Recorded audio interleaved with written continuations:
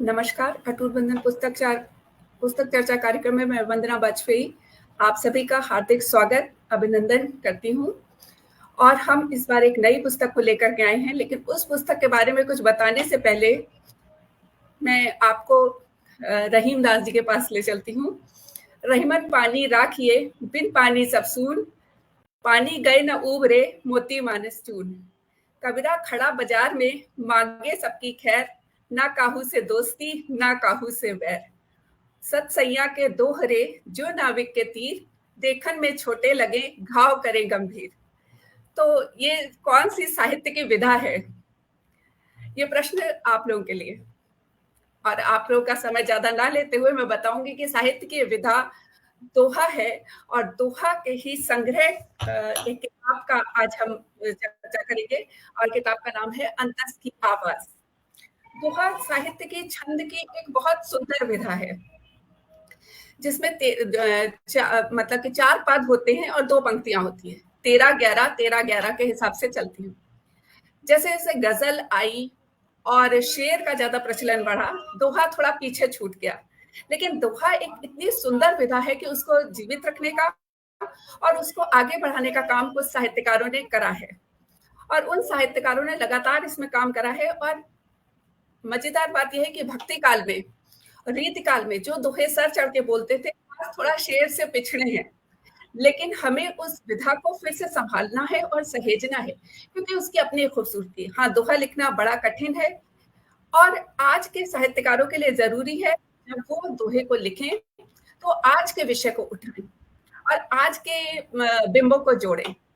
तो ऐसी ही रचनाएं अंतस की आवाज में मिलती हैं, जिस पर बात करने के लिए हमारे साथ हैं आदरणीय शिवनारायण जी, उपेंद्र नाथ पांडे जी और रत्नेश्वर सिंह जी। तो आप सभी का हार्दिक स्वागत और अभिनंदन करते हुए मैं सबसे पहले रत्नेश्वर सिंह जी को मंच पर आमंत्रित करना चाहूंगी और उनका छोटा सा परिचय आपको देना चाहूंगी, जो कि हमारे मंच की परंपरा है। हालांकि यहाँ पर जो है वो अपने अपने क्षेत्र के दिग्गज हैं, उनको किसी भी तरह के परिचय की जरूरत नहीं होती, लेकिन ये परंपरा को निभाते हुए मैं रत्नेश्वर सिंह परिचय देना चाहूंगी।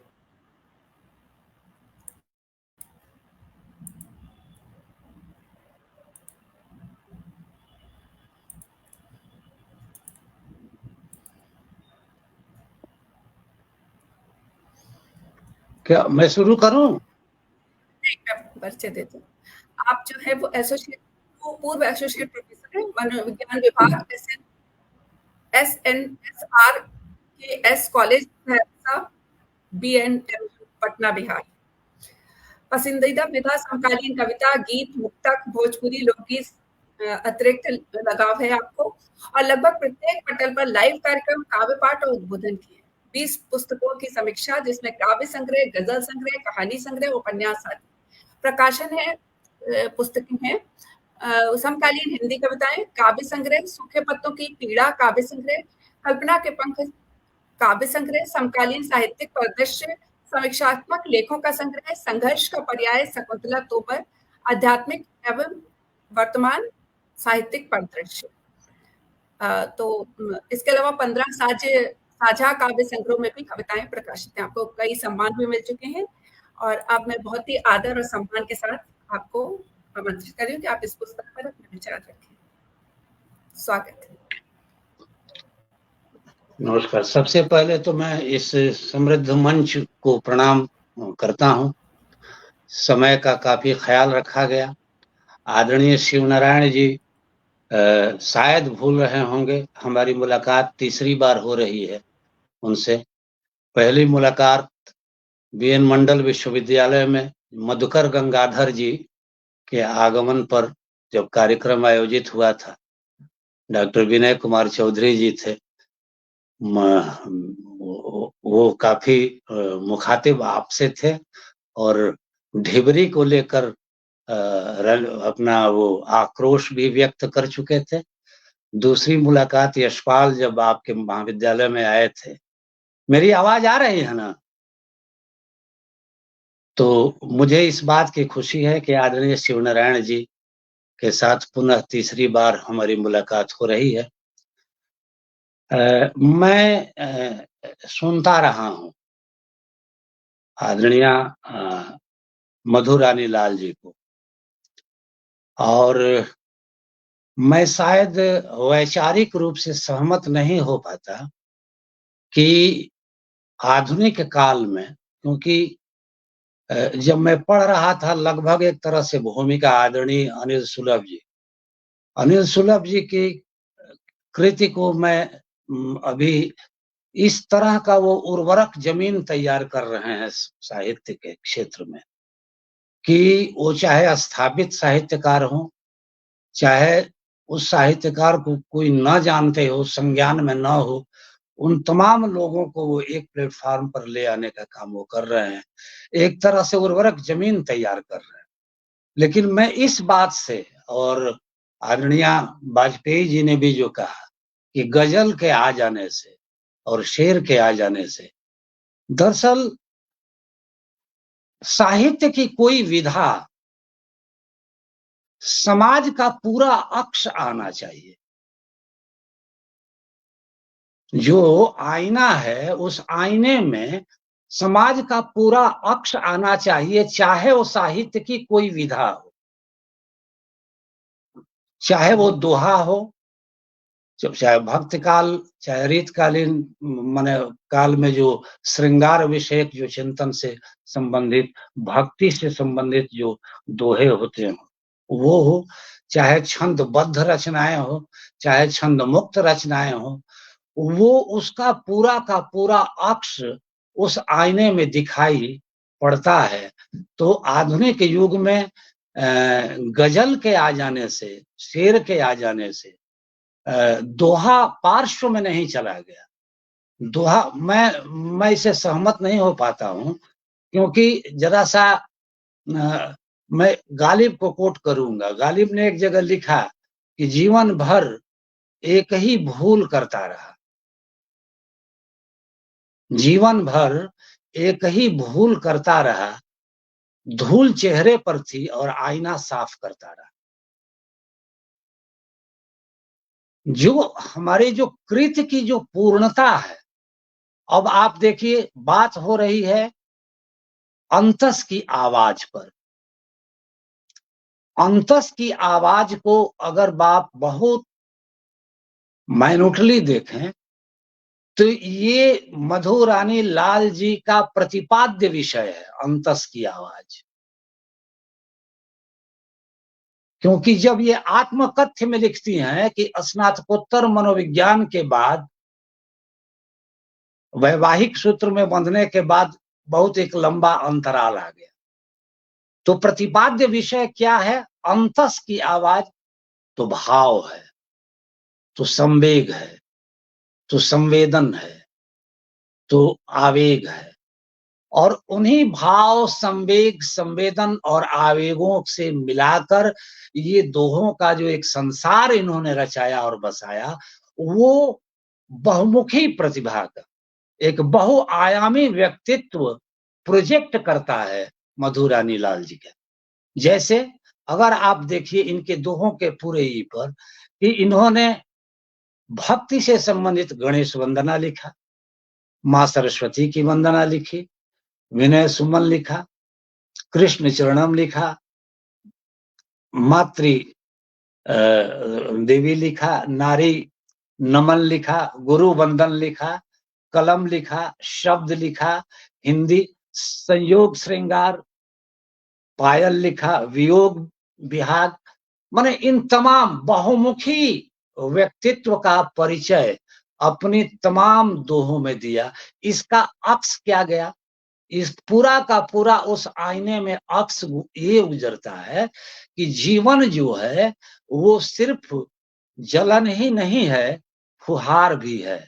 हम जलन को सिर्फ स्वीकार करें और फुहार को अस्वीकार कर दें, ऐसी बात नहीं होती है।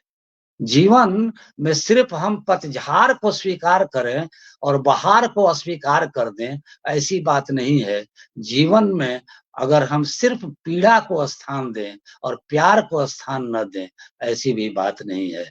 जहां जीवन है वहां जलन भी है, वहां फुहार भी है, वहां पतझड़ भी है, वहां बहार भी है, वहां पीड़ा भी है और प्यार भी है, और सबका समवेत स्वर उभर कर आता है इनके दोनों में।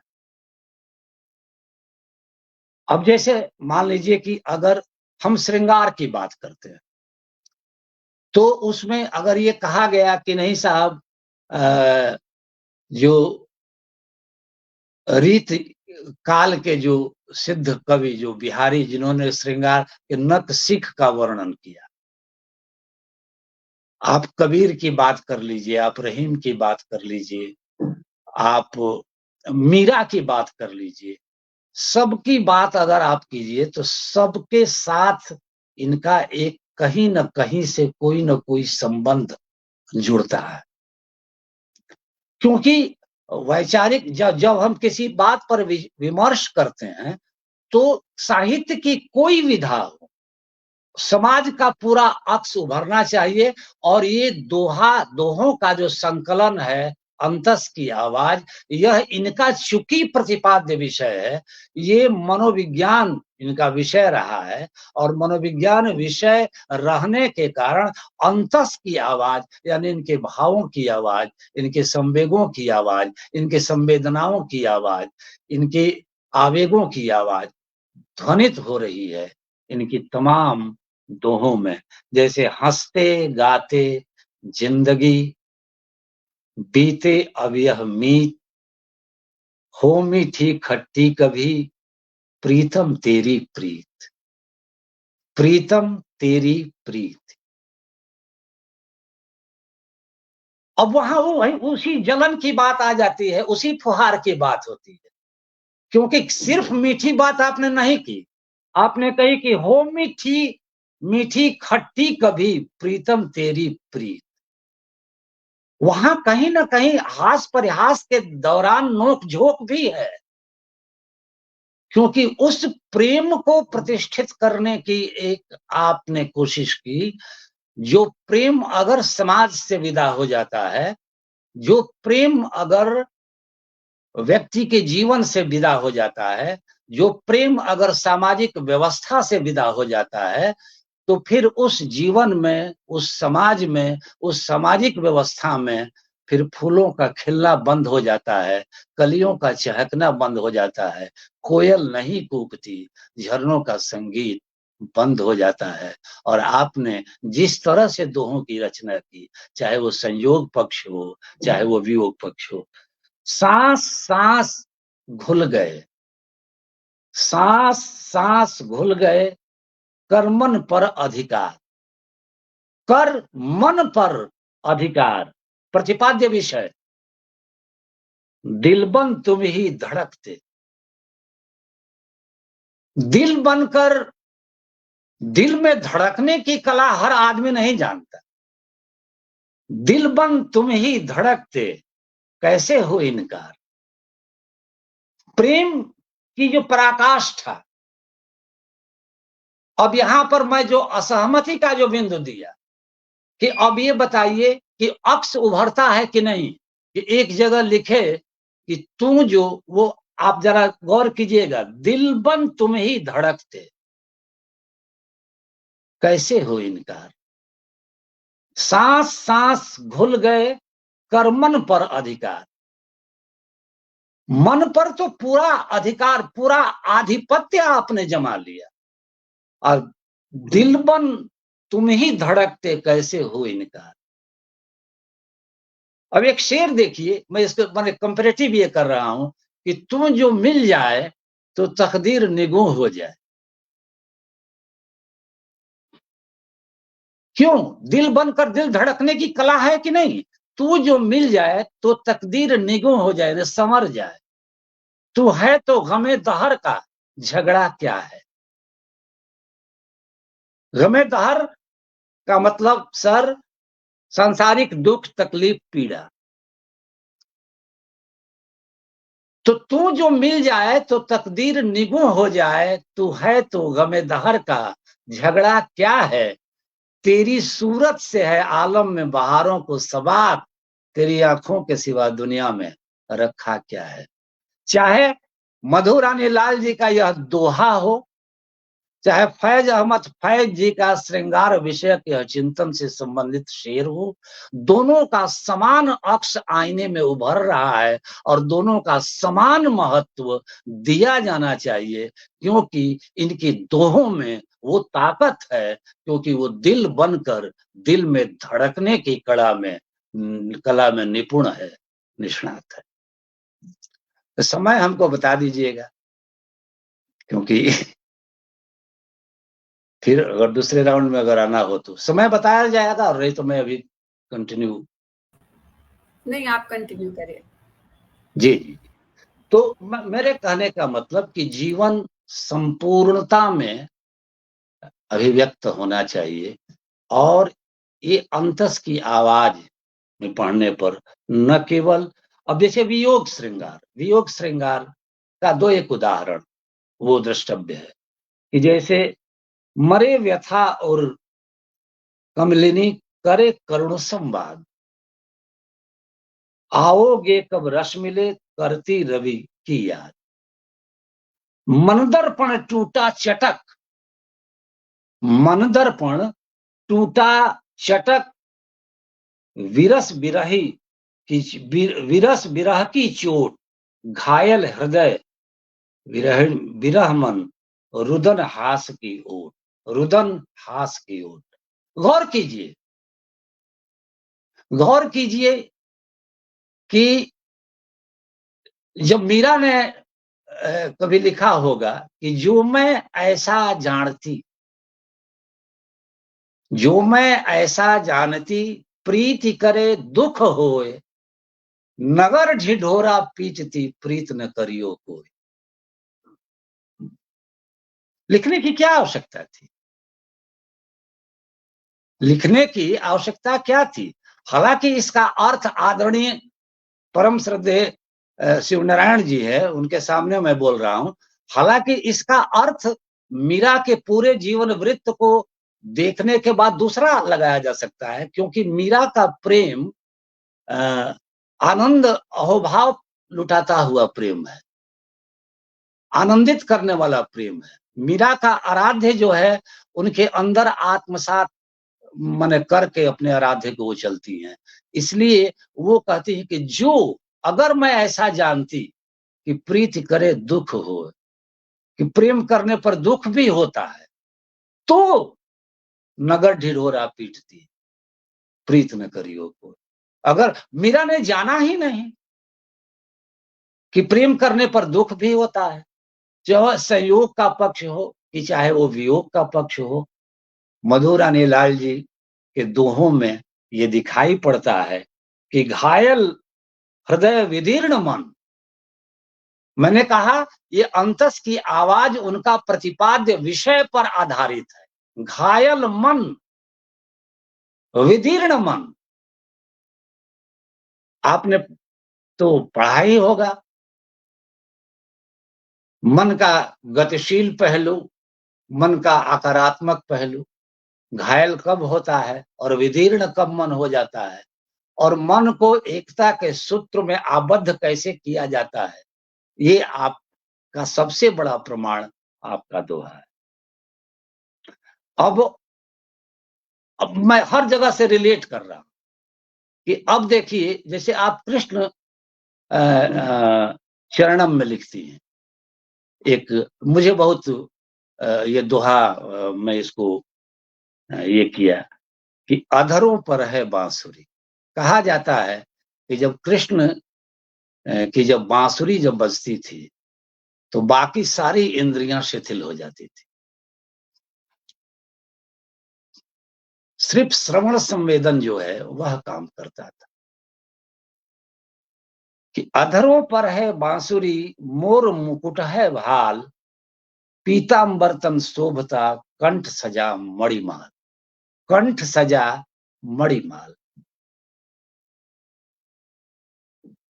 और ये दोनों दोहों को आप देखिए और गहराई से इस पर विचार और चिंतन करने की जरूरत है कि मुरलीधर मनमोहना, तुम संताप निदान, हर तो मन के ताप सब बनकर दिया निधान। तुम्हें बुद्ध की तरह अपदीपो भव होना है। तुम्हें प्रतिकूल से प्रतिकूल परिस्थिति में भी अगर मुरलीधर का साथ है तो तुम उसके साथ अनुकूल व्यवहार करने में सक्षम और समर्थ होगे। इस दोहे का इस रूप में भी अर्थ किया जा सकता है। सोनी आंखों में रंग प्यार का भर लो, ये दूसरी विधा है, लेकिन इनकी दोहों से ये ध्वनित हो रहा है कि सोनी आंखों में रंग प्यार का भर लो, पतझर में भी मधुमास दिखाई देगा। क्या कह रही हैं? हर तो मन के ताप सब बनकर दिया निधान, और चारों तरफ विपरीत परिस्थिति है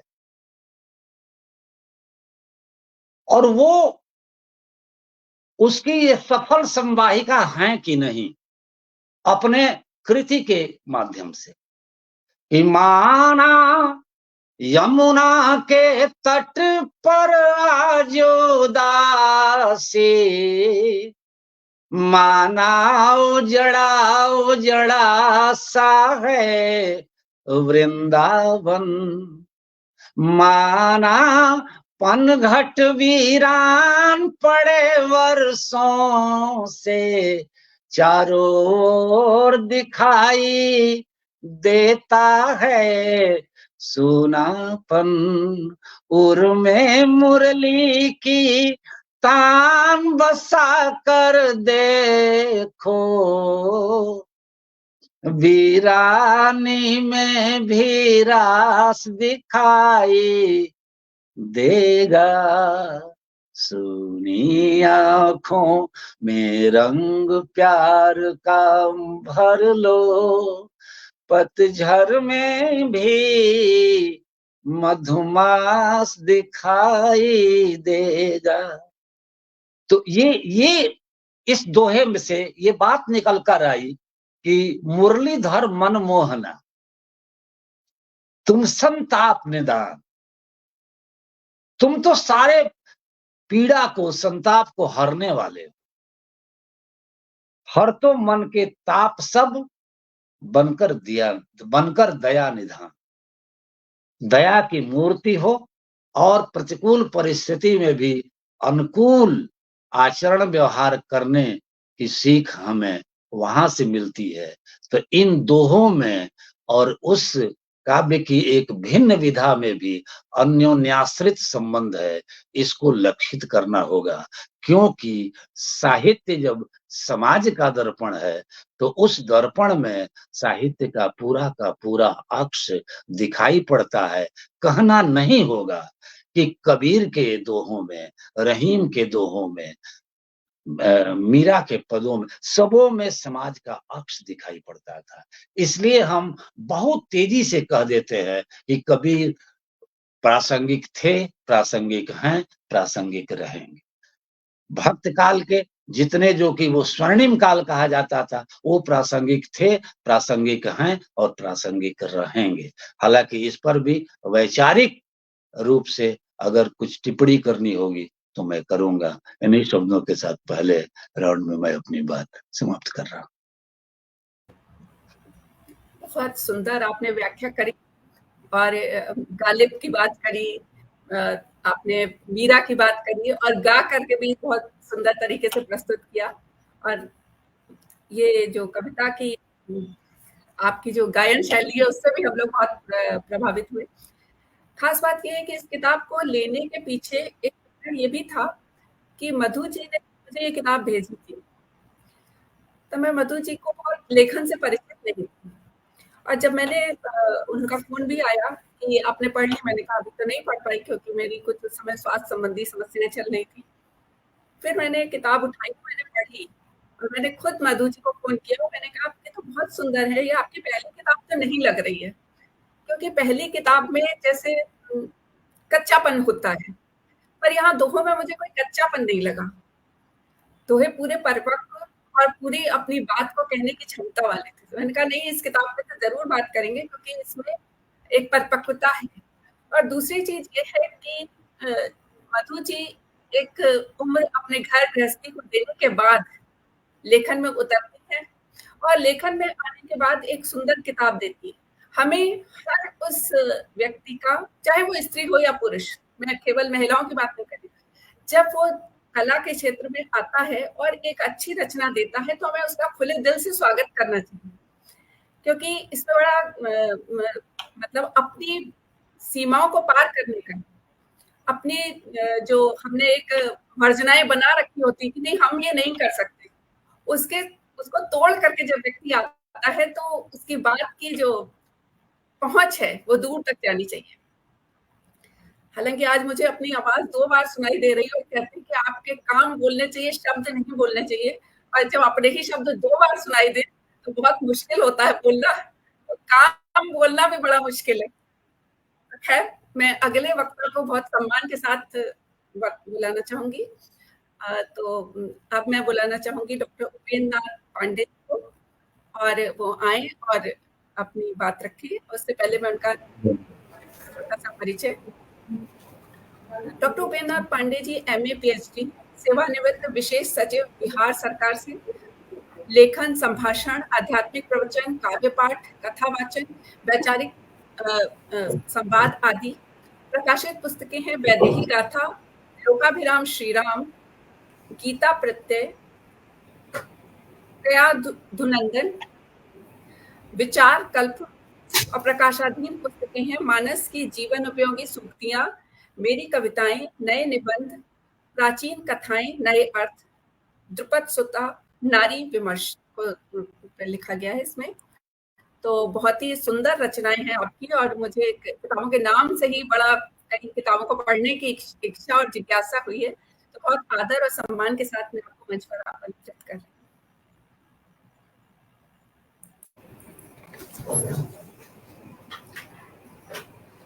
इस सारस्वत सभा में आप सबका अभिनंदन करता हूं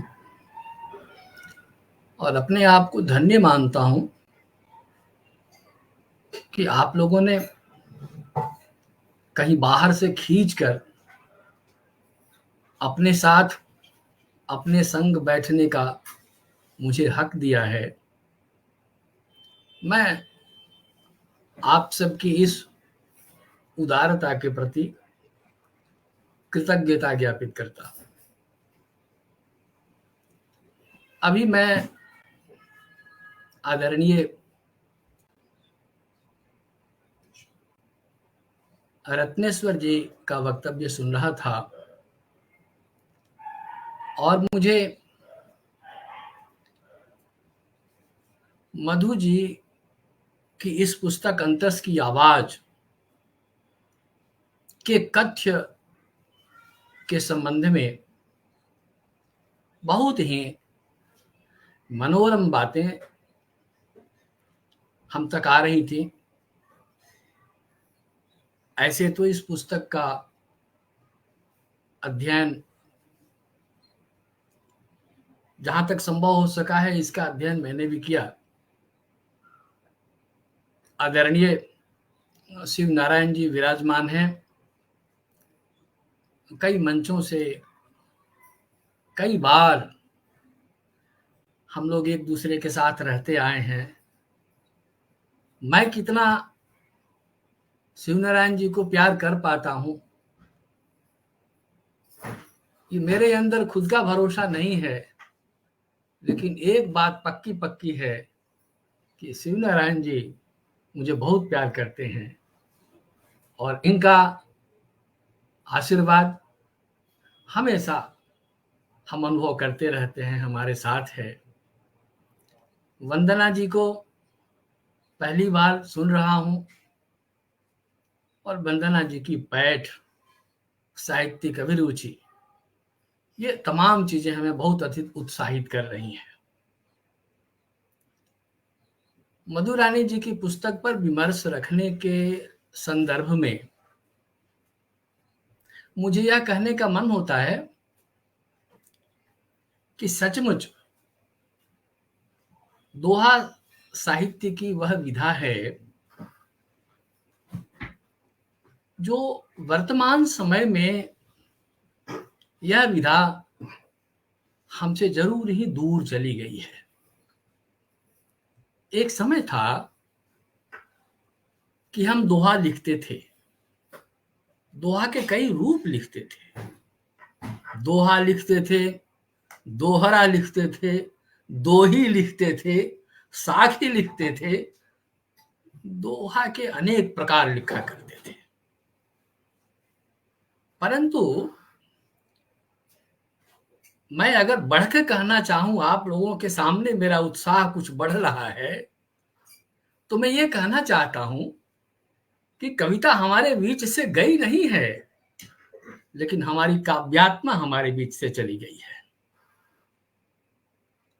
आजकल की जिन कविताओं से हम दिन प्रतिदिन रूबरू होते जा रहे हैं, उन कविताओं के भीतर उस काव्यात्मा की तलाश हम लोग करते रहते हैं।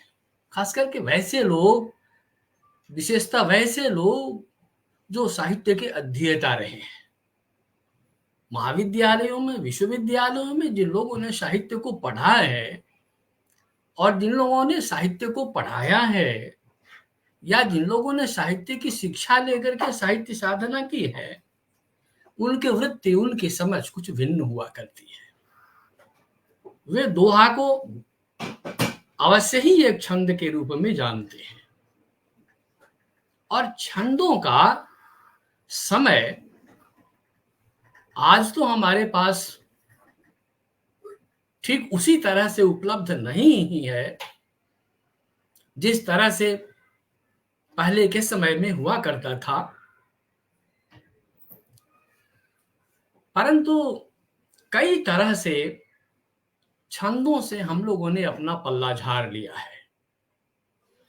न केवल दोहा हमारे बीच से गया है, अपितु हमारे बीच से सवैया भी गया है, हमारे बीच से चौपाई भी गई है, हमारे बीच से छप्पै भी गया है, हमारे बीच से छंद के भिन्न भिन्न प्रकार हमारे बीच से विदा हो चुके हैं, चले गए। और मुक्त छंद की परंपरा चली थी जिस समय में, तब से इसकी बुनियाद पड़ी, इसकी नींव पड़ी, परंतु वह नींव भी उस तरह की नहीं थी जिस तरह के समय में आजकल हम लोग कविताओं के संसार में अपने आप को पा रहे हैं। निराला का मुक्त छंद आज हमारे पास नहीं है। महादेवी का मुक्त छंद हमारे पास नहीं है। पंत का मुक्त छंद हमारे पास नहीं है। परंतु छंद अपने स्वरूप में जिस तरह से हमारे बीच होना चाहिए था, वह तो बिल्कुल ही नहीं है। महाकवि तुलसी ने रामचरितमानस में जो सांग निरूपण किया है रामचरितमानस का, उसमें उसके रूपकत्व पर तुलसी ने यह लिखा कि मानस में 16 प्रकार के छंद वर्णित हैं, और दोहा और सोरठा उस 16 प्रकार के छंदों से अलग है। मैं उस प्रसंग को सुनाना चाहता हूं।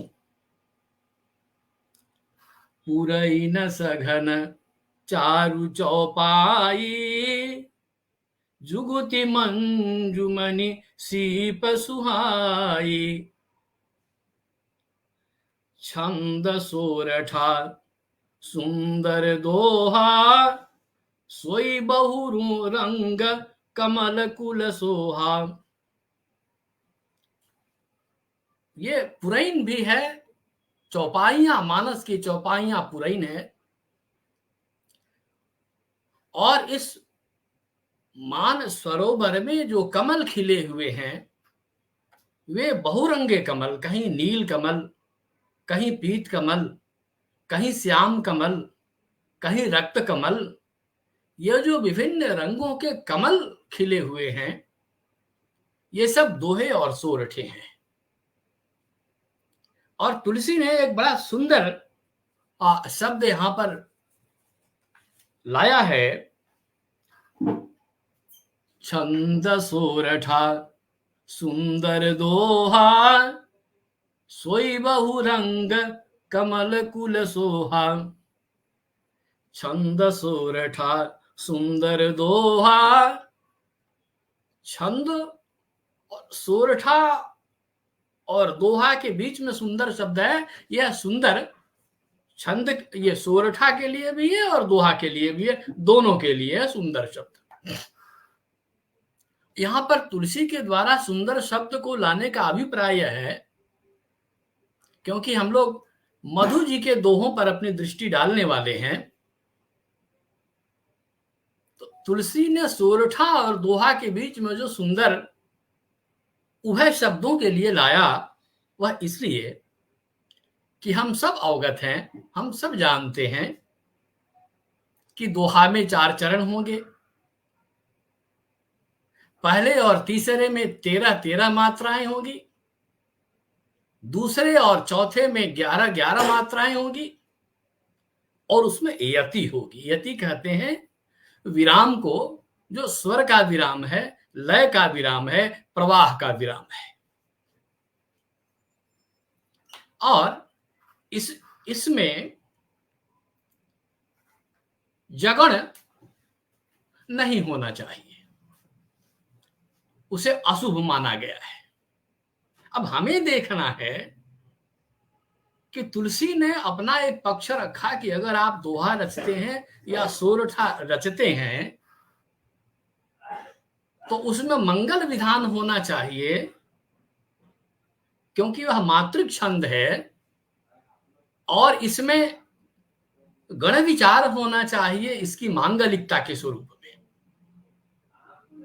अब मैं मधु जी के दोहों की बात करूं तो इस पुस्तक को देखते समय मैंने देखा कि आदरणीय सुलभ जी ने अपने विचार लिखे हैं,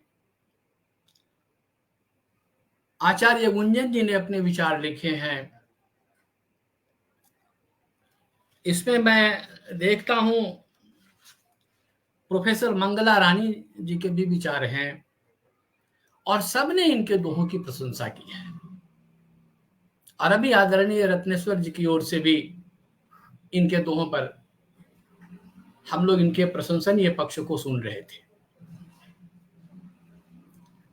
अब इनकी प्रशंसा का कारण यह है कि 21वीं सदी की हिंदी में भारतवर्ष में जहां पर दोहा लिखने की परंपरा, दोहा छंद लिखने की परंपरा रोक दी गई है, रुक गई है, ऐसे में मधु रानी जी दोहा लिख रही हैं, दोहा के माध्यम से अपनी बातों को रख रही हैं। इनके दोहों पर भी हम वो दृष्टि डालेंगे जो दृष्टि महाकवि तुलसी ने अपने दोहा, अपने सोरठों के संबंध में लाया था। इनकी यति देखेंगे, इनमें गण विचार देखेंगे और तब हम इस बात को समझ सकेंगे कि सचमुच दोहा लिखना बहुत आसान कवि कर्म नहीं है और जो कुछ लिखा जा रहा है आज के समय में अगर किसी के द्वारा, तो उसे कहां तक प्रोत्साहन मिलना चाहिए और कहां तक उनके साथ इसकी अभी चर्चा होनी चाहिए। अभी आदरणीय रत्नेश्वर जी ने श्री कृष्ण चरणम के पहले दोहे की चर्चा की थी और जिस दृष्टि से महाकवि तुलसी ने मानस में अपने दोहों के प्रति बालकांड में जो बात कही है कि सोरठा और दोहा एक ही तो हैं, एक ही तरह के मातृक छंद हैं, सिर्फ उलट देने की बात है। सोहा उलट के सोरठा और सोरठे को उलट करके दोहा। परंतु गणों की गणना की मान्यता वैसी ही है, मात्राओं की गणना वैसे ही है, वर्णों का विधान वैसा ही है, यति गति भी वही है। श्री कृष्ण चरणम में मधु जी का पहला दोहा है, अधरों पर है बांसुरी, मोर मुकुट है भाल। अधरों पर है बांसुरी, मोर मुकुट है भाल। पीतांबर तन शोभता, कंठ सजा मणिमाल। मुझे नहीं लगता कि महाकवि तुलसी ने अपने दोहों के संबंध में जो प्रवाह और स्वर का विधान रखा था, जो ध्वन्यात्मकता रखी थी, उसे कहीं थोड़ा सा भी कम मधु जी ने अपनी यहां पर साधना लगाई है। तो मैं तो अभिभूत हूं इनके इस प्रयास पर, और मैं पुनः मधुरानी जी के प्रति तो मेरी मंगल कामनाएं हैं ही, लेकिन अभी मैं इनके इस कवित्व कर्म और कवि कर्म का मैं अभिनंदन करता हूं, मैं नमन करता हूं। बिहारी लाल के दोहों पर हम लोग मुग्ध हो जाते हैं। हम आएंगे उस विषय पर भी, हम थोड़ा सा संकेत देना चाहेंगे जहां पर हो सकता है कि थोड़ा मधु जी को मेरी बातें बहुत न भा सकें, फिर भी मैं साहस के साथ मैं इसकी विवेचना रखना चाहूंगा। अब बिहारी लाल के दोहों पर अगर हमारी दृष्टि जाती है तो यहां पर तो गणमान्य विद्वान विराजमान हैं।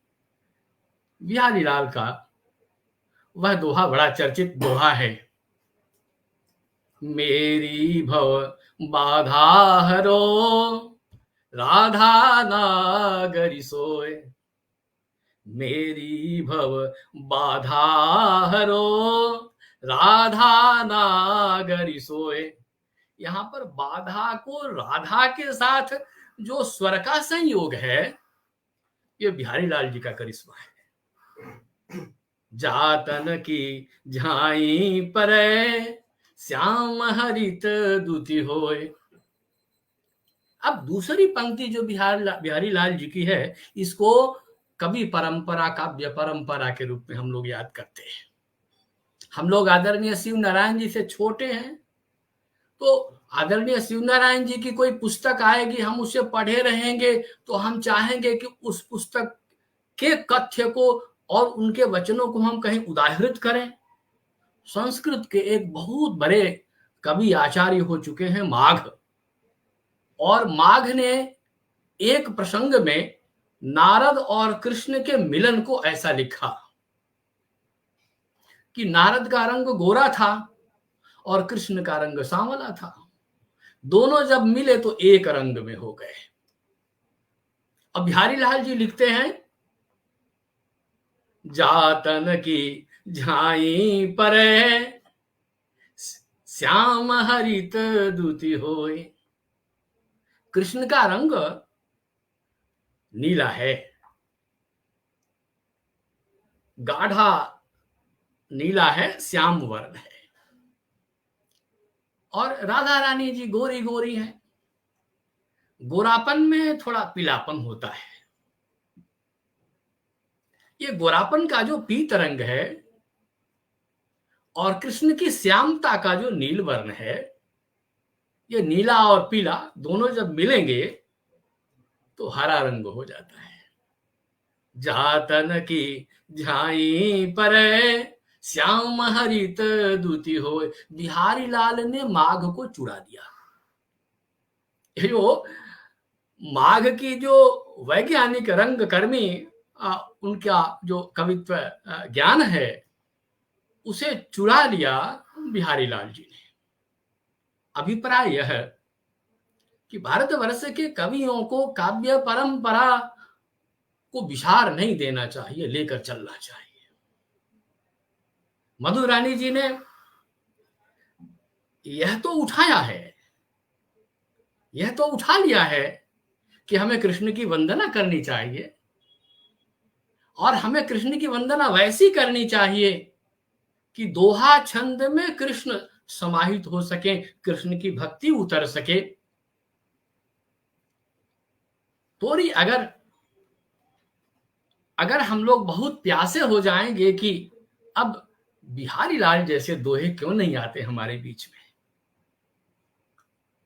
अब अगर हम व्याकुल हो जाएं कि महाकवि तुलसी जैसे दोहे क्यों नहीं हमारे बीच में आ रहे हैं, तो हमारी व्याकुलता तब तक शांत नहीं होगी जब तक भारतवर्ष के नवोदित कवि उस काव्य परंपरा का पोषण नहीं करेंगे, उसका पालन नहीं करेंगे। अब मैं नहीं समझता कि मधु जी के पास कहां से जागृति आई और किस पाठशाला में इन्होंने छंद का अध्ययन किया, लेकिन इस विकट समय में दोहा छंद का अवतरण, और वह भी शुद्ध गति के साथ, शुद्ध यति के साथ, ये अत्यंत प्रशंसा का विषय है।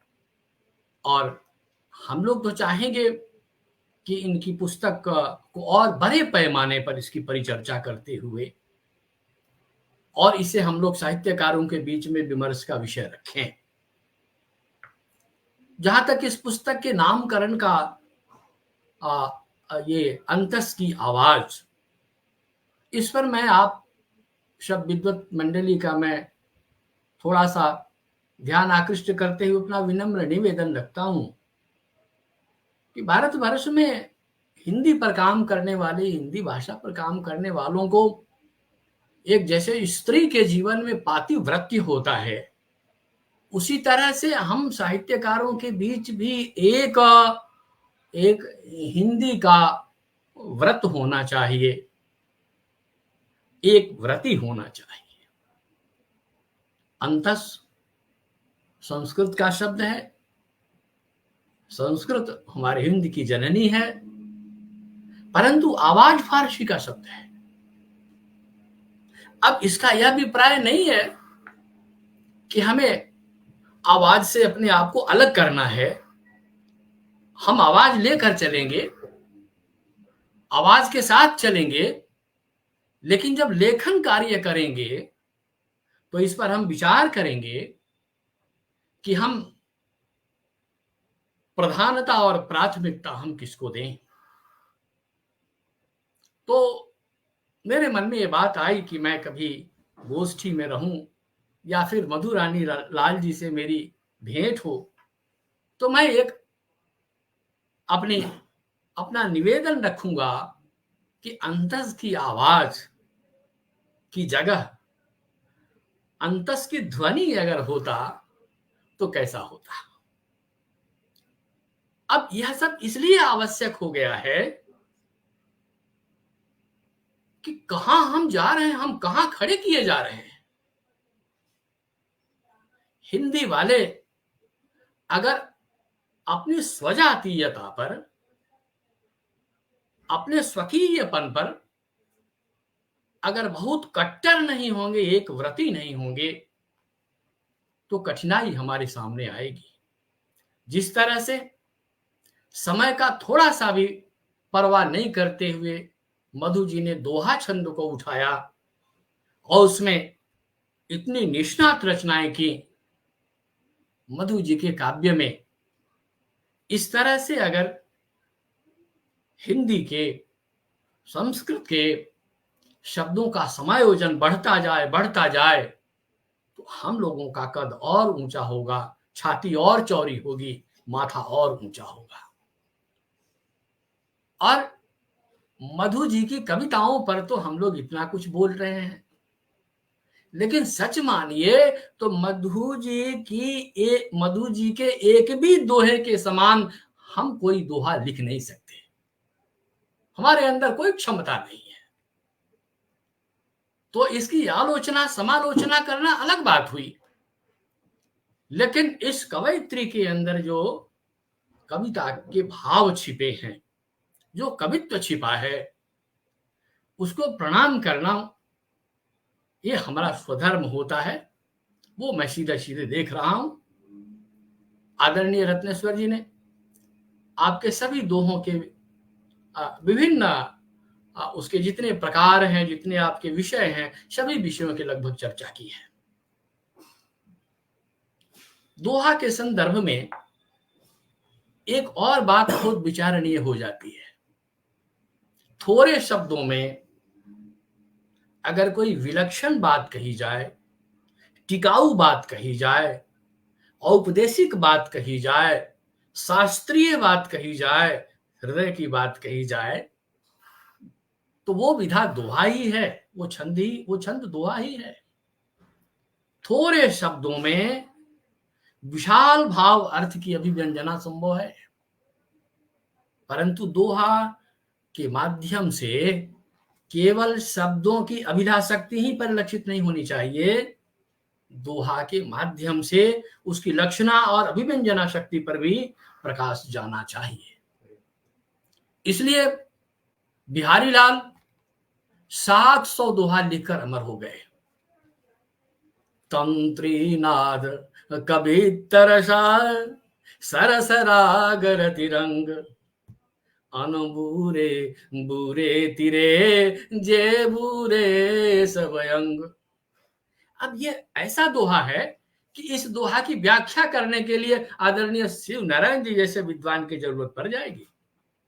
बहुत सामान्य नहीं है, बड़ा बहुत ही विलक्षणता है, बहुत चमत्कारिक है। महाकवि तुलसी ने एक सोरठा लिखा रामचरितमानस में, बंदव मुनि पद कंज रामायण जहि निर्मयऊ सखर सुकोमल मंजु दोष रहित दूषण सहित। दोष रहित और दूषण सहित, ये कैसी राम कथा है, ये कैसी रामायण है जो दोष से रहित है, उसमें दोष नहीं है लेकिन दूषण है। बुद्धि चक्कर खा जाती है कि यह कैसी बात है भाई, जहां दोष होगा उसका तो दूषण होगा ही होगा। लेकिन यह कैसी रामायण है, वाल्मीकि ने कैसी रामायण लिखी। बंदमु मुनि पद कंज रामायण जहि निर्मयऊ सखर सुकोमल मंजु दोष रहित दूषण सहित। अब यही वाचा वैलक्षण्य, ये वाणी की जो विलक्षण गुण है, यही विलक्षणता आकर्षित करती है और तुलसी को महाकवि कहने के लिए बाध्य करती है। अब दोष तो यह है कि दशरथ ने राम को वनवास दिया, दोष तो है, और दूषण भी है, क्योंकि राम के साथ तो ऐसा नहीं होना चाहिए था।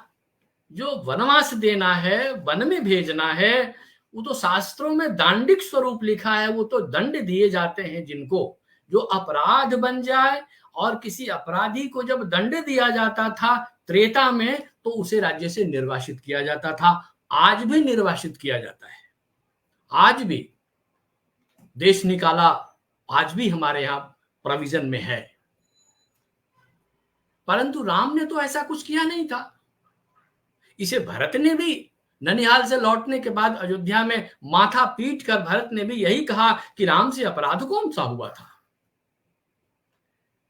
लेकिन जब हम लोग आजकल पढ़ते हैं रामचरितमानस को, तो कवि की इस चतुराई पर बुद्धि जाती है कि अरे पढ़ना चाहिए, देखा जाना चाहिए कि कैसी राम कथा है जो दोष से तो रहित है लेकिन दूषण से युक्त है। ये दूषण क्या है।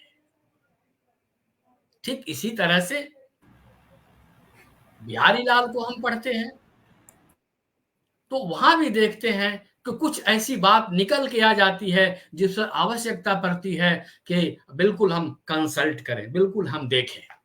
लिखन बैठी जाकी सभी गही गही गर्भ गरूर भय न केते जगत के चतुर चितेरे कूर। लिखते हैं बिहारी लाल जी।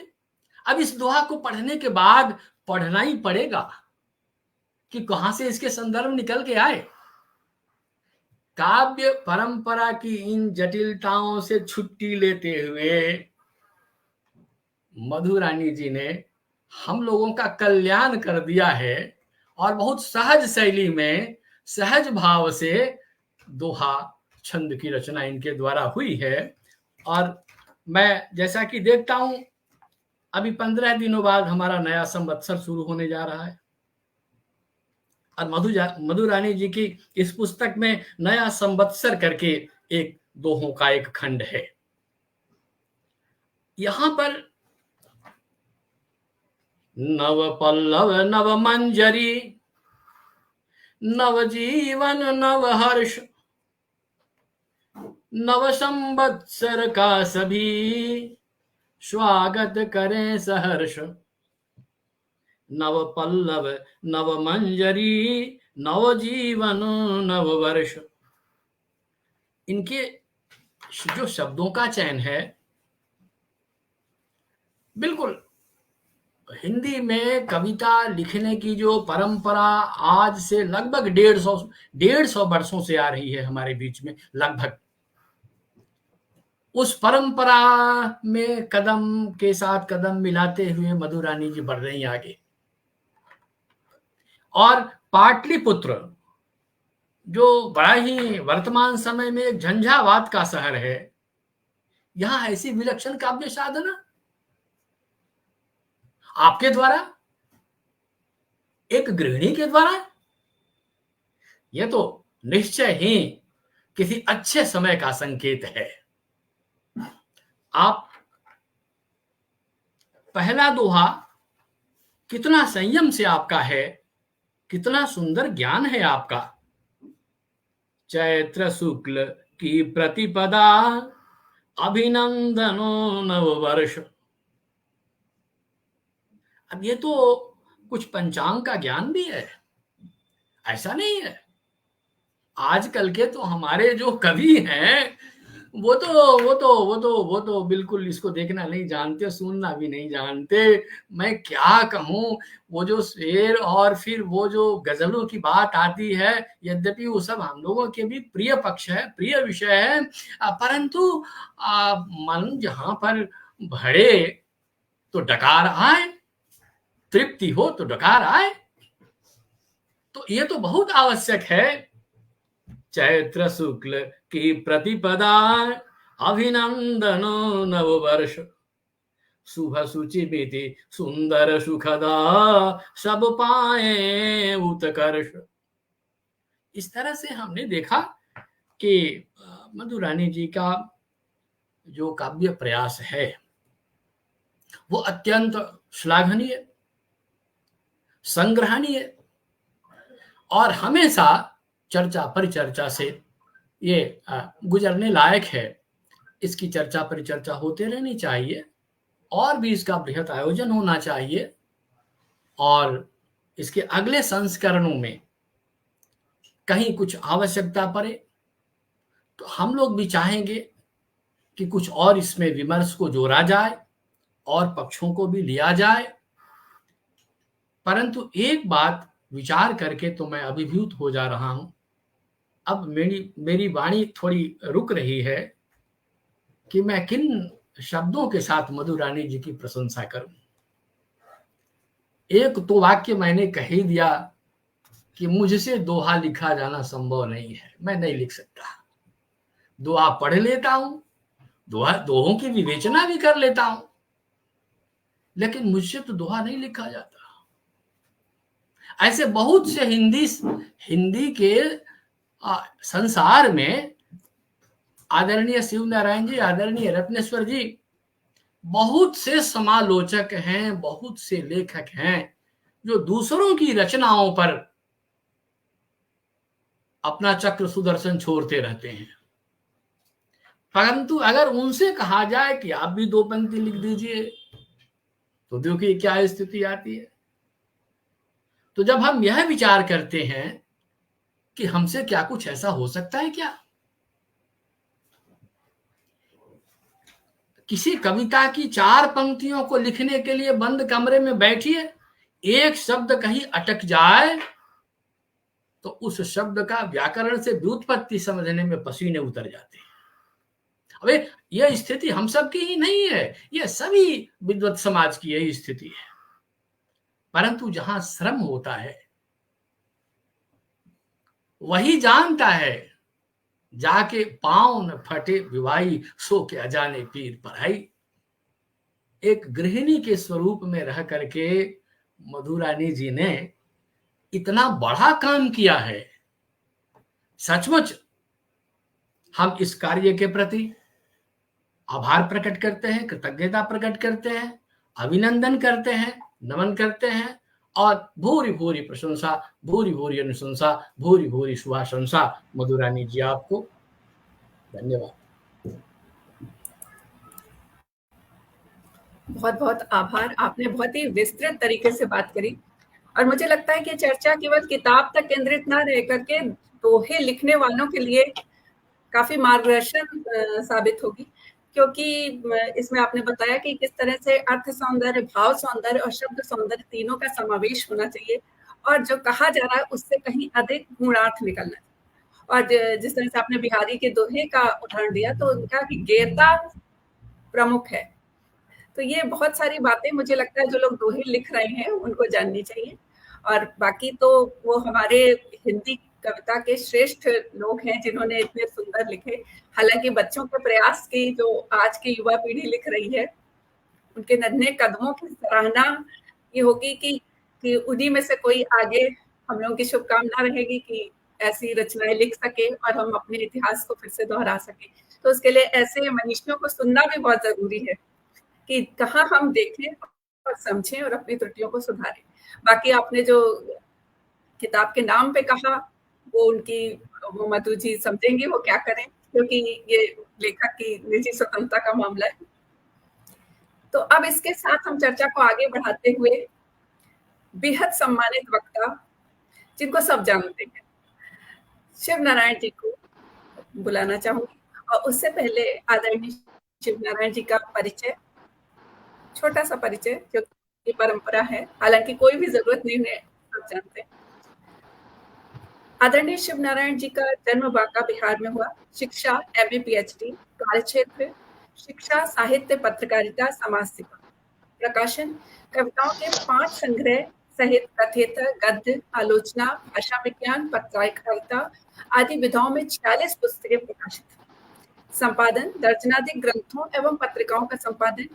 संप्रति चर्चित साहित्यिक पत्रिका नई धारा का बीते 32 वर्षों से संपादन। सम्मान बिहार सरकार द्वारा सर्वोच्च काव्य सम्मान नागार्जुन पुरस्कार 2003 में, केंद्रीय हिंदी संस्थान भारत सरकार द्वारा राष्ट्रपति के हाथों दिए गणेश शंकर विद्यार्थी पुरस्कार 2014 में, सहित राष्ट्रीय ख्याति की विभिन्न संस्थाओं से साहित्य वाचस्पति PhD तुल्य 1989 में और विद्यासागर डीलिट तुल्य अज्ञेय राष्ट्रीय शिखर सम्मान 1998, पंडित नरेंद्र देव शिखर सम्मान 2002 में और शताब्दी सम्मान इंदौर 2018 में। राष्ट्रीय स्तर के अनगिनत परिसंवादों, संगोष्ठियों, कार्यशालाओं, सम्मेलनों में भागीदारी सहित अनेक सरकारी, गैर सरकारी संस्थाओं, समितियों से संबद्ध, भारत सरकार के प्रतिनिधिमंडल में शामिल होकर के अनेक देशों की साहित्य यात्रा। और वर्तमान में आप प्रोफेसर हैं स्नातकोत्तर हिंदी विभाग, श्री अरविंद महिला कॉलेज, पाटलिपुत्र विश्वविद्यालय, पटना। तो बहुत ही आदर के साथ, बहुत ही सम्मान के साथ मैं आपको इस मंच पर आपको आमंत्रित करती हूँ। आइए और इस पुस्तक पर अपने विचार करें। स्वागत। नमस्कार। सबसे पहले तो मैं इस मंच के प्रति अपना आदर व्यक्त करता हूँ। पहली बार मैं इस मंच से जुड़ा और वाजपेयी जी के अनुशासन का मैंने पूरा पालन करने की मैंने कोशिश की। हालांकि आज मैं दिन भर अपने शहर से बाहर रहा, फिर भी मैं समय पर आ गया हूँ। अभी मैं आदरणीय पांडे जी को सुन रहा था और रत्नेश्वर जी को तो सचमुच में वर्षों बाद देखकर मुझे इतनी खुशी हुई है कि मैं कह नहीं सकता। बहुत दिनों बाद हम इनसे मिले और आज तो इन्हें सुनने का भी मुझे अवसर मिला है। पांडे जी को जब मैं सुन रहा था तो मेरे मन में बार-बार ये भाव आ रहे थे कि काश तुलसी को लेकर कोई ऐसा आयोजन हो जिसमें घंटे 2 घंटे का इनका व्याख्यान हो, तो हम इन्हें बहुत ही मनोरम पूर्वक इन्हें हम सुने। इतनी सुंदर आवाज़, इतनी सुरीली आवाज़ में ये मानस की पंक्तियों को हमारे सामने रख रहे थे और जिस ऊंचे स्तर से इन्होंने मधुरानी लाल जी के दोहों की पृष्ठभूमि तैयार की, वास्तव में जितनी भी तारीफ की जाए कम होगी। मुझे बहुत अच्छा लगा इन्हें सुनकर। सच तो यह है कि मैं इन्हें बहुत बार सुनता रहा हूँ, लेकिन आज तो इनको सुनते हुए मुझे बार-बार लग रहा था कि काश इनका एक एकल व्याख्यान या एकल कुछ इनके पाठ का अवसर मुझे पटना में सुलभ हो तो बहुत ही अच्छा रहे।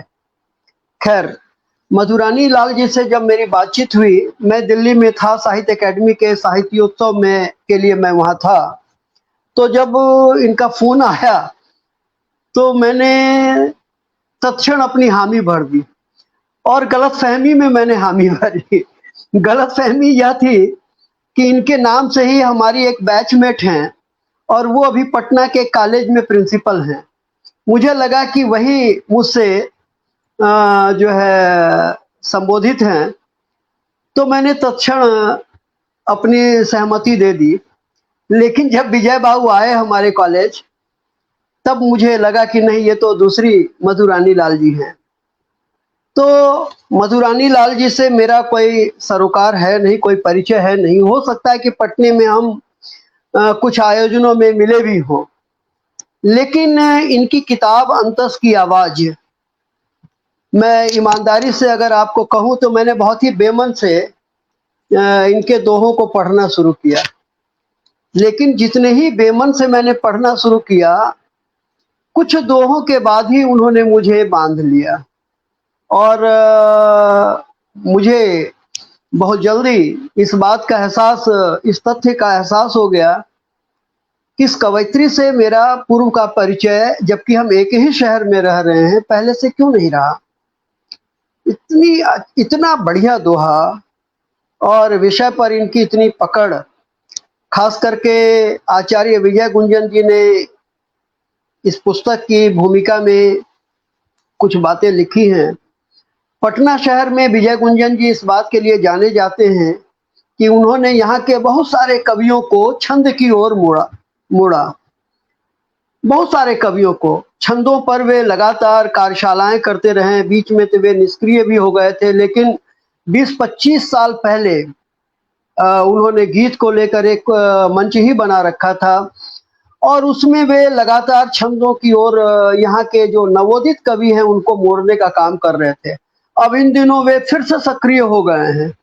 तो उन्होंने जब ये लिखा कि ये बहुत ही जो है सहज सरल शब्दों में गंभीर बातें करती हैं, तो उस टिप्पणी की वजह से, सच बात तो यही है, अगर मैं ईमानदारी से कहूँ, सच बात तो यही है कि इसी टिप्पणी की वजह से मधुरानी लाल जी के दोहों को मैंने गंभीरता से पढ़ना शुरू किया और पढ़ना शुरू करते करते, जैसा कि मैंने अभी कहा आपसे, मैं इनके दोहों में खो गया। और कब ये पूरी किताब मैं पढ़ गया, उनके कितने सारे दोहे, कितने सारे भाव मेरे अंतर मन में मत्ते रहे। तो आज मैं सबसे पहले उनका अभिनंदन करना चाहता हूँ कि मेरा जो उनसे परिचय बना है और बहुत ही कायदे का परिचय बना है, वह उनकी रचनाओं के कारण बना है। उनके व्यक्तित्व से, उनके जो अन्य परिचय, उनसे मैं पहले से परिचित नहीं रहा, लेकिन यह जो उनके दोहों की वजह से उनसे मेरा परिचय बना, मैं समझता हूँ कि यह बहुत ही कायदे का परिचय है और मैं जल्दी ही कोशिश करूँगा कि उनसे मेरी मुलाकात हो और उनकी रचनाओं को मैं अलग तरीके से जानने समझने की कोशिश करूँ।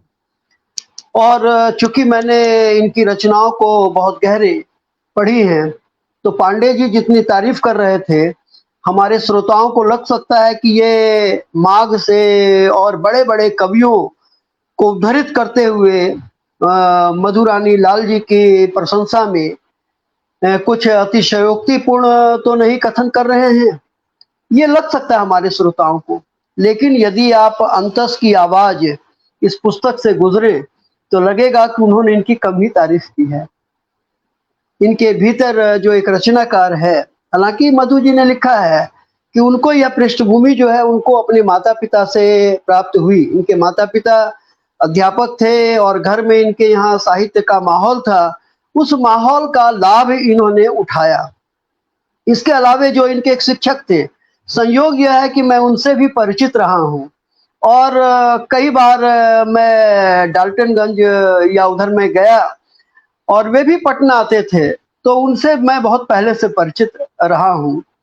उन्होंने भी इनकी प्रशंसा में कई अच्छी पंक्तियां लिखी हैं। तो इन सब कारणों से मैं जो बातें इनके बारे में, इनकी कविताओं को लेकर जो मेरी धारणा बनी है, इनके शिल्प पक्ष पर बहुत सी बातें आदरणीय रत्नेश्वर बाबू ने की, आदरणीय पांडे जी ने की।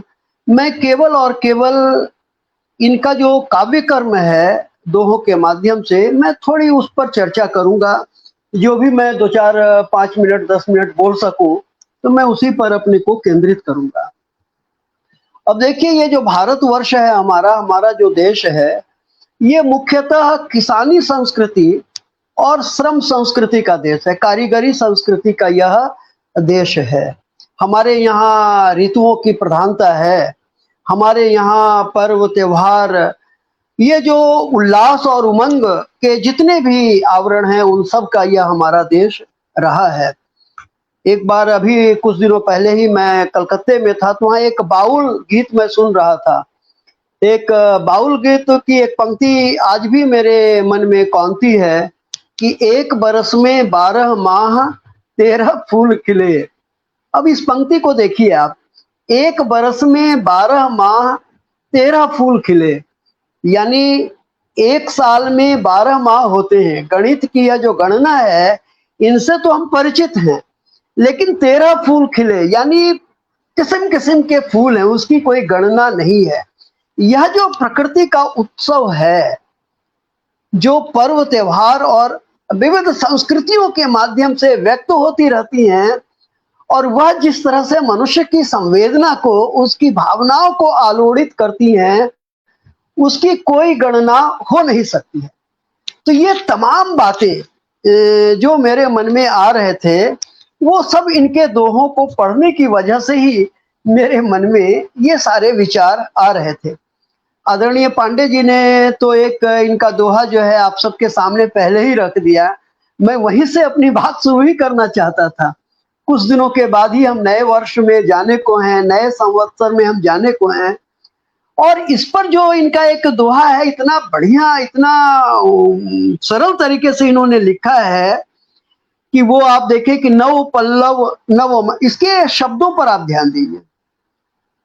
निराला को, यहाँ एक प्रसंगवश मैं कह दूं, निराला को हम महाप्राण निराला कहते हैं। पांडे जी का मैं ध्यान चाहूंगा खास तौर से कि निराला को हम महाप्राण निराला कहते हैं। क्यों कहते हैं?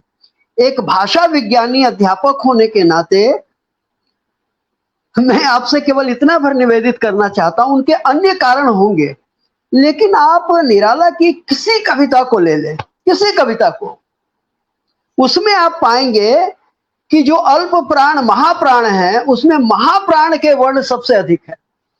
आप जानते हैं कि महाप्राण में जो है मात्र 14 वर्ण होते हैं, जबकि अल्प प्राण में तो 19 होते हैं। और आप उनकी किसी कविता को ले लीजिए, उसमें महाप्राण के वर्ण अधिक होते हैं, इसलिए भी हम उसे महाप्राण कहते हैं। तो महाप्राण कहने से क्या तुक बनता है?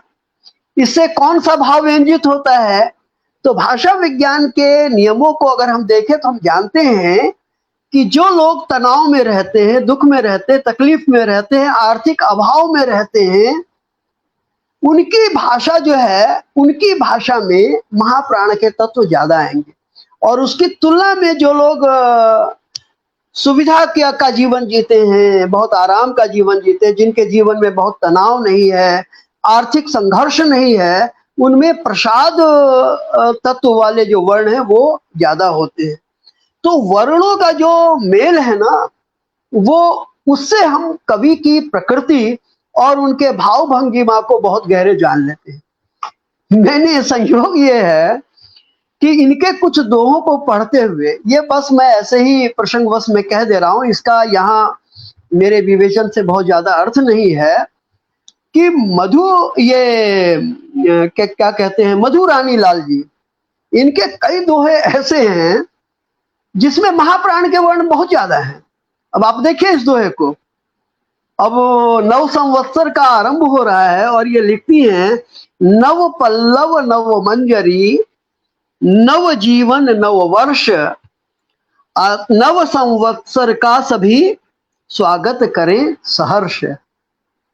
ये जो, अगर इसमें जो कुछ संयुक्ताक्षर वर्ण है, इनको अगर हम हटा दें तो हम यह देखेंगे कि यह केवल शब्द से नहीं, हमारे यहाँ पर्व और ऋतुओं का जो मंगल विधान हमारी सांस्कृतिक सौष्ठव के साथ किया गया है।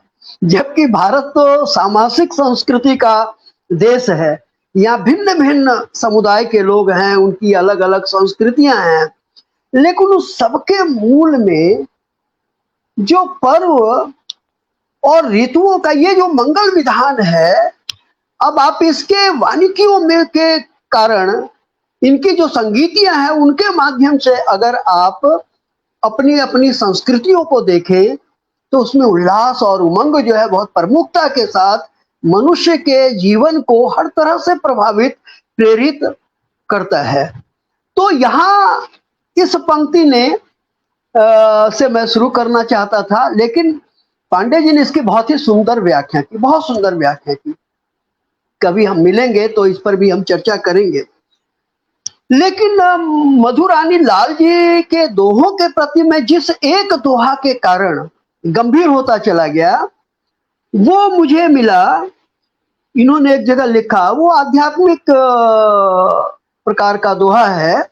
उसमें उन्होंने लिखा, खो निज को तुझ में दिया, खो निज को तुझ में दिया, निज को निज से छीन, खो निज को तुझ में दिया, निज को निज से छीन, अब बस तेरी चाहत लिए रहती तुझ में लीन। इसमें जो पहले पद में देखिए, जो दूसरा चरण है 11 मात्राओं वाली, कि खो निज को तुझ में दिया, अपने को दूसरों में खो देना। पहले तो मुझे ये लगा कि ये सामान्य सी पंक्ति है और बस इन्होंने ऐसे ही लिख दिया होगा, लेकिन जैसे ही मैंने दूसरे चरण की पंक्ति पढ़ी 11 मात्राओं की, निज को निज से छीन, ये छीन शब्द को ध्यान दीजिए। अब आप, ये छीनना शब्द, निज को निज से छीन, ये निजता, निज जो है व्यक्ति की जो निजता है, ये सामान्य सिद्धांत है कि वह सुविधा भोगी होती है, वो सामान्य और सुविधा की ओर जो है ज्यादा प्रेरित होती है। इसीलिए वो गीता में एक श्लोक आता है, बहुत ही बढ़िया श्लोक है, कि उसमें कहा गया है, कुर्मण्यवादी का नहीं, अच्छा अभी मैं भूल रहा हूं, उसमें ये कहा गया है कि जैसे कछुआ अपने सभी अंगों को खोल के भीतर कर लेता है, वैसे ही व्यक्ति अगर सभी अपने इंद्रियों को अंगों के भीतर समेट लेता है तो उसका चित्त स्थिर हो जाता है। तो कछुए की तरह से अपनी इंद्रियों को भीतर खींच लेना, ये छीनने की सामान्य प्रक्रिया है। लेकिन यह जो प्रक्रिया होती है, ये सामान्य तो लगती है, लेकिन इसमें साधना की आवश्यकता होती है। तो इनकी यह जो पंक्ति है कि निज को निज से छीन, इसमें छीनना पड़ता है। किसको छीनना पड़ता है? ये कहते हैं ना कि शब्द, स्पर्श, रूप, रस, गंध, ये 5 विषय हैं। इन विषयों में से अपने इंद्रियों को समेटना, ये छीनने की प्रक्रिया है। इस दोहे ने मुझे बांध लिया और इसके बाद जब मैं इनके दोहों को पढ़ने लग गया तो फिर तो मुझे नए नए अर्थ खुलने लगे और नए नए अर्थों के खुलने से उसके सौंदर्य में मेरा अपना चित्त खिलने लग गया। इतना सुमधुर, इतना बढ़िया इन्होंने दोहे लिखे हैं, मैं कह नहीं सकता। एक पेशेगत रूप से मुझे एक संपादक होने के नाते हर महीने मुझे दर्जनों दर्जनों कवियों की जाने कितनी सारी कविताएं पढ़नी पड़ती है, मुक्त छंद की कविता। और ये जो छांदसिकता से हम इतर होते चले गए हैं, अगर हमारे कोई वामपंथी चेतना के मित्र हमारी वार्ता में शामिल है तो हमें माफ करेंगे कि छांदसिकता से हमारे यहाँ जो रुचि है उसे उन कवियों ने बहुत खराब किया है। जो वामपंथी चेतना के कवि हैं उन्होंने छंदों से अपनी दूरी बना ली, और दूरी उन्होंने बनाई नहीं, उनसे बनवाई गई, और कविता जो है वो हमारे यहाँ मंचों से दूर होती चली गई। आप देखिए, पहले हमारे यहाँ कवि सम्मेलनों की एक समृद्ध परंपरा रहती थी। रात रात भर लोग कवियों को सुनते थे मंचों से, लेकिन अब वो परंपरा खत्म हो गई है। छांदसिकता को खत्म करने में हमारे जो वामपंथी कवि आलोचक हैं, कवियों से ज्यादा आलोचक हैं, उनकी बड़ी भूमिका रही है। तो वैसे में मतलब मधुरानी जी दोहे के माध्यम से अपनी पहचान बना, और इतनी अच्छे दोहों को लेकर ये सामने आ रही हैं, ये मेरे लिए चौंकाने वाली बात थी।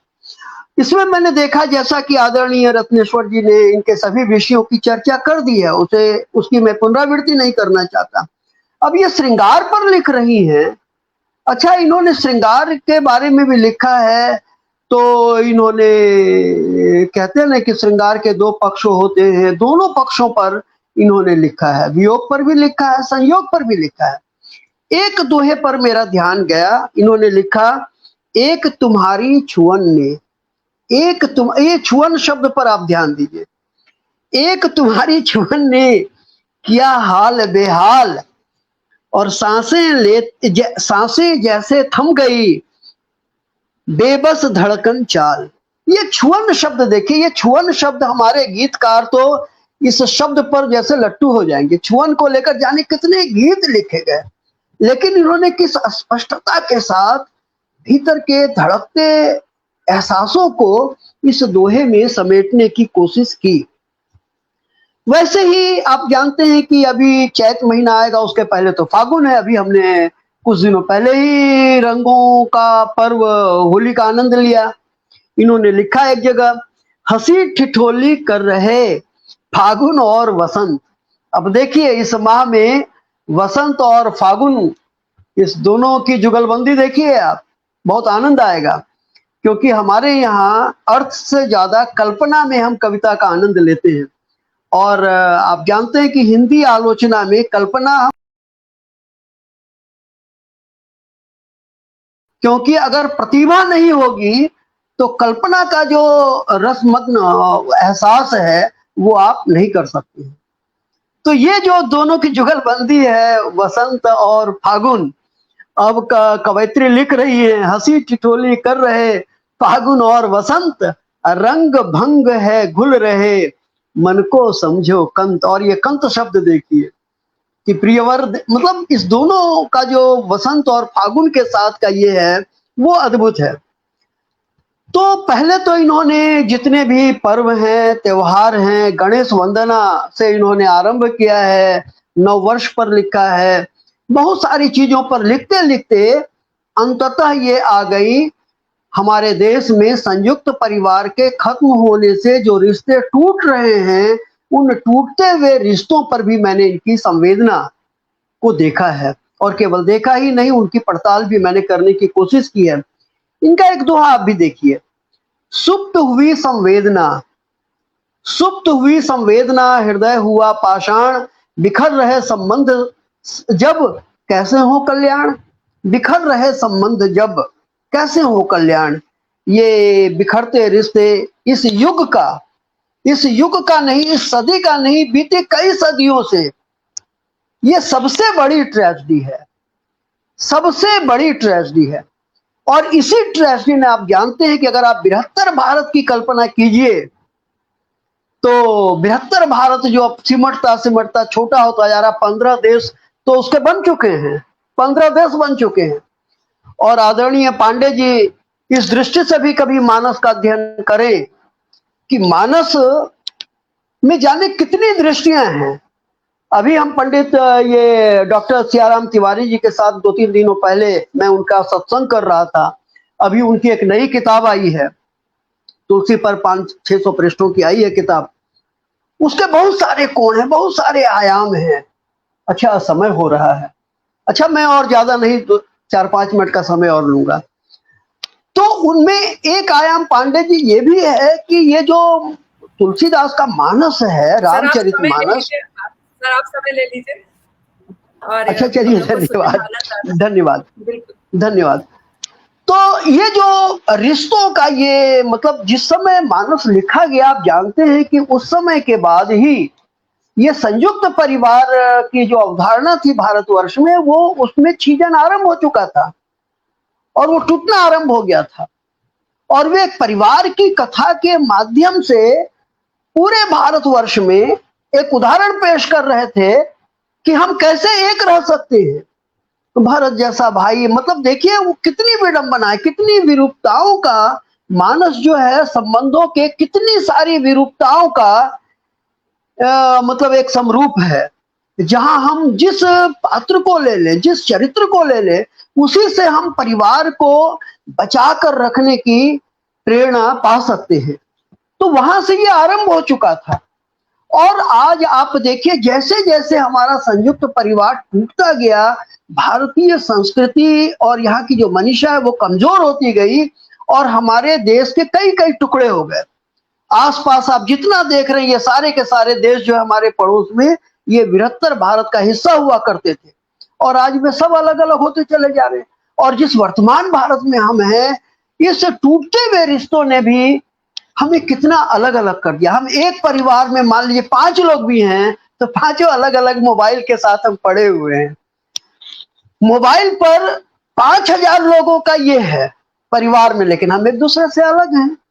कितना ये है।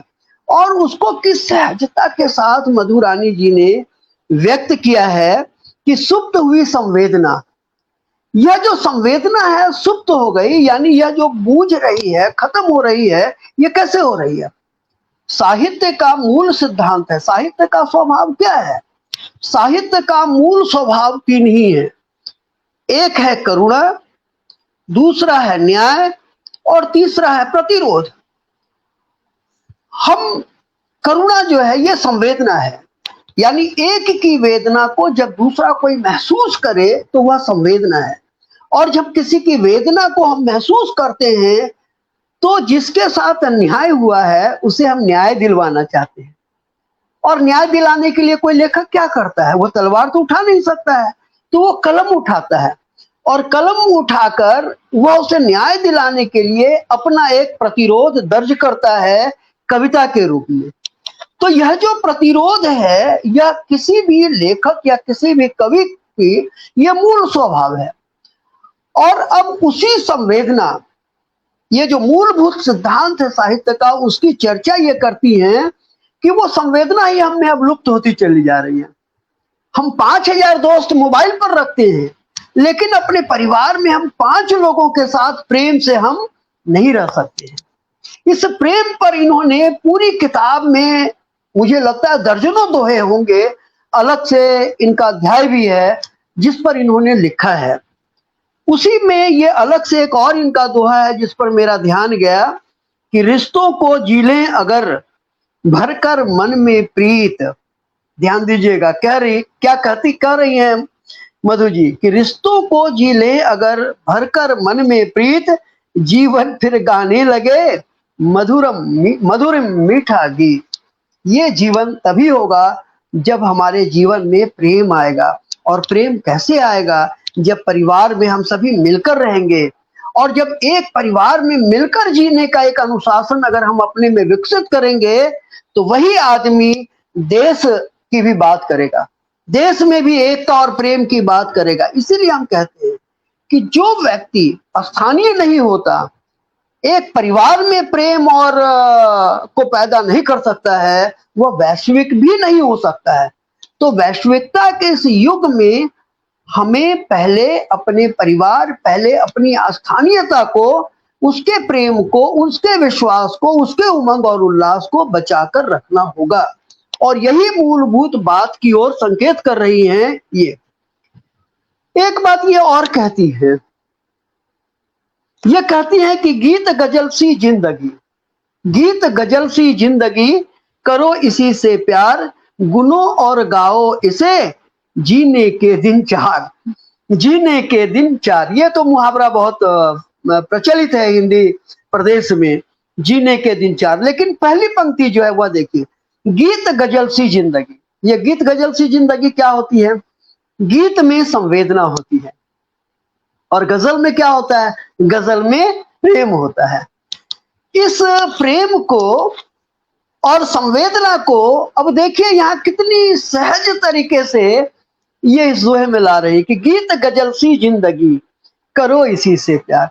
भाई अगर मेरे जीवन में संवेदना नहीं है और संवेदना नहीं है तो प्रेम उत्पन्न नहीं होगा। जब जीवन में प्रेम नहीं है, जीवन में संवेदना नहीं है, तो आपके पास करोड़ों अरबों की संपत्ति हो, पूरी दुनिया में आपके पैर फैले हुए हो, सारी सुविधाएं हो आपके पास, इससे क्या हो जाएगा यदि आपने रिश्तों को महत्व नहीं दिया? तो जीवन में सबसे जरूरी जो है ये गीत गजल है। तो ये सारी बातें थी जो मुझे बहुत प्रभावित कर रही थी। और ऐसा नहीं है कि ये केवल इन्हीं सब बातों में रह जाती है, पर्यावरण की ओर भी इनका ध्यान जाता है। एक दोहा मुझे इसमें मिला जिसमें ये क्या कहती है? कहती है, नदी समंदर रो रहे, खतरे में है जान। देखिए कितनी बड़ी बात कह गई। नदी समंदर रो रहे। आप जानते हैं कि भारत की जो संस्कृति है वो नदी संस्कृति है, वो जल की संस्कृति है। नदी किनारे किनारे ही हमने वही की संवेदना से अपने को पल्लवित पुष्पित किया। और ये कह रही है कि नदी और समंदर ये आज सभी के सब रो रहे हैं, खतरे में है जान, कचरा उनमें डालते और बघारे ज्ञान। तो ये सबसे कह रही हैं, स्वच्छ रखो पर्यावरण, कर लो इससे प्यार, छेड़छाड़ अब मत करो, यह जीवन आधार। तो यह मैंने देखा है कि इन्होंने भले ही अपनी बातें संवेदना से शुरू की हो, पर्व त्योहार ऋतुओं से शुरू की हो, उमंग और उल्लास से शुरू की हो, मातृ वंदना से शुरू की हो, गणेश वंदना से शुरू की हो, लेकिन अपनी स्थानीयता के पर्यावरण से, जिसे हम आलोचना की भाषा में आवेष्टन कहते हैं, इस आवेष्टन को इन्होंने केवल पर्व त्योहार, रीति रंग ऋतु, इन सबसे ही केवल इन्होंने इसको मजबूत नहीं किया, ये पर्यावरण की बात करती हैं।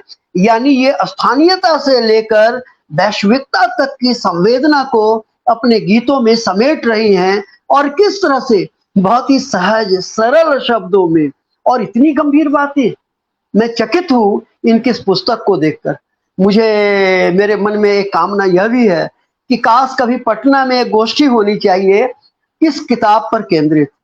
और इससे हम जब इसकी गोष्ठी को हम करेंगे तो एक तरह से हम अपने समाज में, अपने परिवार में, अपने देश में संवेदना की पुनर्वापसी, हम अपने यहाँ प्रेम की पुनर्वापसी, हम अपने यहाँ परिवार समाज की जो स्थानीय हमारी जरूरतें हैं, एक दूसरे से मिलने जुड़ने की जो जरूरतें हैं, ये कैसी संस्कृति में हम जी रहे हैं? मोबाइल में 5000 हजारों लोगों से हम संवाद करते रहते हैं और घर में कोई वृद्ध व्यक्ति है, सब अलग थलग पड़े हुए हैं, हमें उसकी कोई चिंता नहीं है। 5 आदमी से हम मिलजुल कर प्रेम से नहीं रह सकते हैं, और मोबाइल पर जो है, फेसबुक पर जो है, हम हजारों लोगों से जो है रोज हम जो है शुभ रात्रि, शुभ संध्या, क्या क्या सब हम करते रहते हैं। कहाँ चली गई हमारी संवेदना? कहाँ चला गया हमारा प्यार? तो यह जो सोता आज हमारा सूख रहा है, प्यार का, प्रेम का, संवेदना का, करुणा का, इस सोते को फिर से हरा भरा करना होगा। और हमें निराश होने की जरूरत नहीं है। पेड़ ठूट हो गया है, ठीक है, पर आज भी उस ठूट पेड़ में एक छोटी सी पत्ती हरितिमा की आभा लिए, संवेदना और करुणा की आभा लिए हमें बता रही है कि तुम लौटो अपने पर्यावरण की ओर, उसे ठीक करो, अपने परिवार को ठीक करो ना।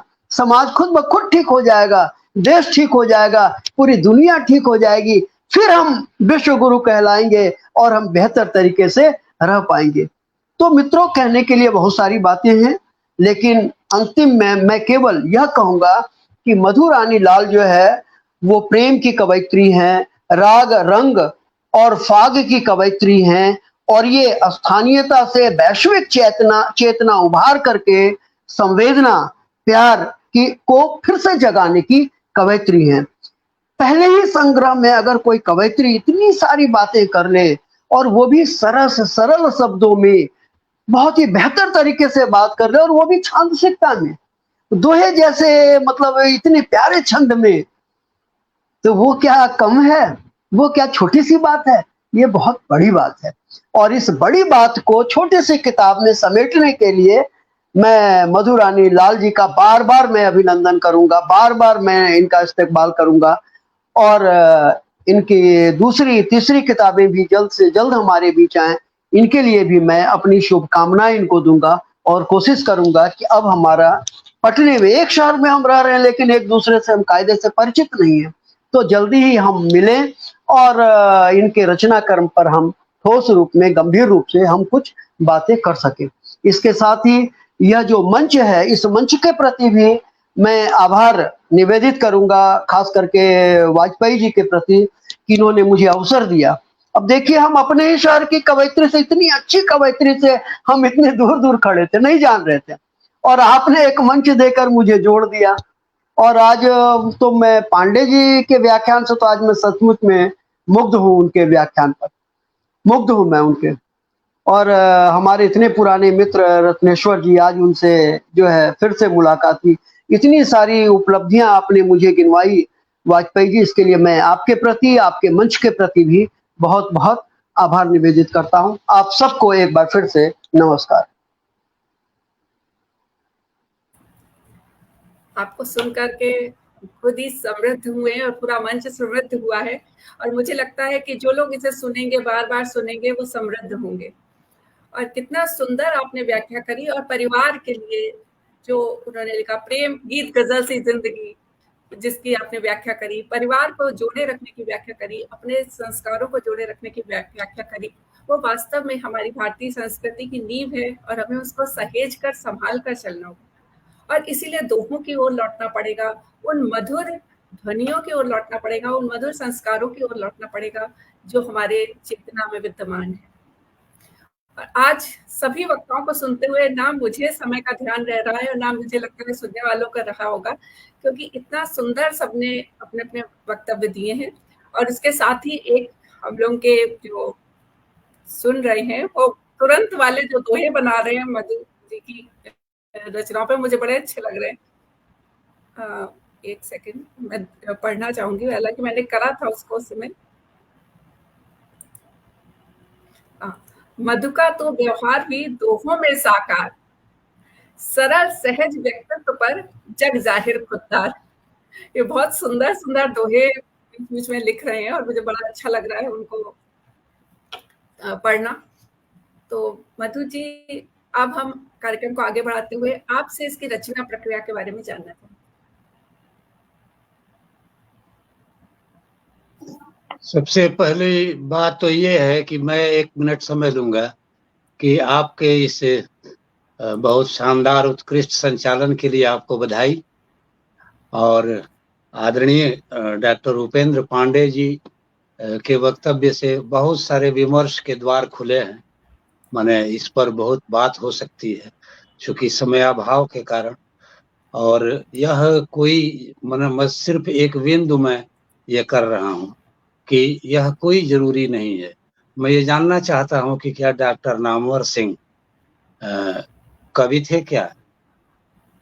लेकिन नए कविता के प्रतिमान, और ये जो आलोचक है, जो समालोचक है, वो भले न लिख पाए, वो कविता न लिख पाए, लेकिन कविता के अंदर जो भाव है और संप्रेषण की जो क्षमता है, उसको समझते हुए वो आलोचना करता है, और वो उस पर जो है, उस पर बड़ी अच्छी सब कृतियां आती हैं। मैनेजर पांडे को अगर आप देख लीजिए, तो जो लोग आलोचना से और समीक्षा से जो लोग जुड़े हैं, वे लोग भले लिखे ना, तीसरी बात, आचार्य रामचंद्र शुक्ल जी को जब विभागाध्यक्ष बनाया गया था तो उस समय बहुत सारे लोग डॉक्टरेट थे, बहुत सारे लोग स्नातकोत्तर की उपाधि लिए थे, लेकिन काशी हिंदू विश्वविद्यालय जैसे जगह पर डॉक्टर आचार्य रामचंद्र शुक्ल को ही विभागाध्यक्ष बनाया गया। क्यों? क्योंकि उनकी कृति की पूर्णता से बहुत सारे लोग भाव विभोर हो गए थे, रसमग्न हो गए थे। तीसरी बात, आज आदरणीय शिवनारायण जी चले गए, मैं उस ओर ध्यान दिलाना चाहता था, क्योंकि एक बड़ी राष्ट्रीय अंतरराष्ट्रीय संगोष्ठी में हम मैं सुन रहा हूँ सर आपको। अच्छा, मैं सुन रहा हूँ आपको। हाँ बिल्कुल मैं सुन रहा हूँ। थोड़ा सामने दिखाई पड़ते तो हाँ जी, मैं दवा खाने के लिए आ गया हूँ, इसीलिए मैं सुन रहा हूँ आपको। लेकिन हाँ, आप सुनिए जरा सा, इसलिए जी बिल्कुल बिल्कुल कि आदरणीय मधुकर गंगाधर वो आपकी ओर ही मुखातिब अधिक थे, नई धारा के माने संपादक की ओर, और उन्होंने यहाँ तक कह डाला, क्योंकि हर आदमी जो बोलते वक्त उसका अपना व्यक्तिगत विचार होता है। मधुकर गंगाधर ने यहाँ तक, आपको याद होगा सर, उन्होंने कह दिया कि प्रेमचंद में गोदान के अतिरिक्त सब कुछ कूड़ा है। हाँ ना सर में स्वीकृति में बोलिए। और इस पर 2 दिनों का वह कार्यक्रम था और उस पर शायद मैं बहुत ही आक्रामक हो गया था, इसलिए कि मैं बिहार में रहता जरूर हूँ, नेटिव प्लेस जरूर है उत्तर प्रदेश, लेकिन साहित्यकारों को क्षेत्र में और इसमें बांट कर नहीं देखा जा सकता है। अगर ऐसा देखा जाता तो ग्रीक हिस्ट्री का वह पार्ट, जबकि एथेंस और मकदूनिया में, जबकि प्लेटो चाहते थे कि हम एरिस्टोटल को पीठ का आचार्य बनाएं, और एथेंस जो ज्ञान का, विज्ञान का, साहित्य का उच्चतम केंद्र था, वो चाहता था कि एथेंस के लोग क्यों नहीं बनेंगे। तो इस तरह से साहित्य को इससे जब तक अलग आप नहीं रखिएगा, तब तक आप परिवार के स्तर से विश्व बंधुत्व की ओर अग्रसरित नहीं हो सकते हैं। धन्यवाद। आपके श्रेष्ठ, आपके इस मंच को पुनः पुनः मैं नमन करता हूँ। और मैंने पहले ही कह दिया था कि मधु रानी लाल जी की इस दोहे के इस संकलन में मुझे वे सारी बातें, सारे तथ्य नजर आते हैं जो इसको संपूर्णता में अभिव्यक्त होने के लिए पर्याप्त है। बहुत बहुत आभार, मंच का आभार, और आपके सुंदर और उत्कृष्ट संचालन के लिए आपको बहुत बहुत बधाई और अशेष मंगल कामना। अब मधु जी, आप कुछ रचना प्रक्रिया के बारे में कहना चाहेंगे? सबसे पहले तो मैं इस मंच को और मंच पर उपस्थित तीनों विभूतियों को मैं सादर नमन करती हूँ, उनका वंदन करती हूँ। उन्होंने आज अपने विचार जो रखे मेरे दोहों के लिए, वो मेरे लिए क्या कहूँ, ये मेरा सौभाग्य है कि इतने बड़े लोगों ने मेरे दोहे पर इस तरह अपने विचार रखे। मैं उन लोगों से पूर्ण सहमत हूँ। और जहाँ तक ये आदरणीय पांडे जी ने ये मेरे नाम पर जो बात बोली, ये चीज उन्होंने सच कहा, क्योंकि ये वो शब्द मैं अब जब भी अपनी किताब देखती हूँ तो वो मुझे भी खटकती है, और पता नहीं फिर मैं कर नहीं पाई, लेकिन अभी भी मैं देखती हूँ तो मुझे लगता है। तो ये आपने बिल्कुल सच कहा सर। और दोहों की मेरी बात हो रही है तो मैं दोहा से ही शुरू करना चाहूंगी अपनी बातें। अनुप्राणित हो भाव से भाषा भरे निखार, अनुप्राणित हो भाव से भाषा भरे निखार, आंदोलित मन को करे तब दोहे का सार ना। तो दोहा में मुझे लगता है कि ऐसा होना चाहिए कि जो मन को आंदोलित करे, जो हम कहना चाहते हैं वो, ये बहुत देखने में तो बहुत छोटा सा लगता है, लेकिन इसकी लघुता में बहुत बड़ा गूढ़ अर्थ छिपा हुआ होता है, भाव छिपा होता है, कथ्य छिपा होता है, और हम बहुत कम शब्दों में इसमें अपनी बातें कह सकते हैं। अगर हम दूसरे शब्दों में यूं कहें तो गागर में सागर या मुकुल मध्य मकरंद दोहे को कह सकते हैं, है ना। ऐसा नहीं कि ऐसे जब मैं दोहा लिखना शुरू की तो मुझे खुद भी नहीं पता था कि मैं इतने दोहे लिख पाऊंगी, मेरी इसकी किताब भी आएगी, ये तो मैंने भी नहीं कभी सोचा था, पर अंततः वो हो गया।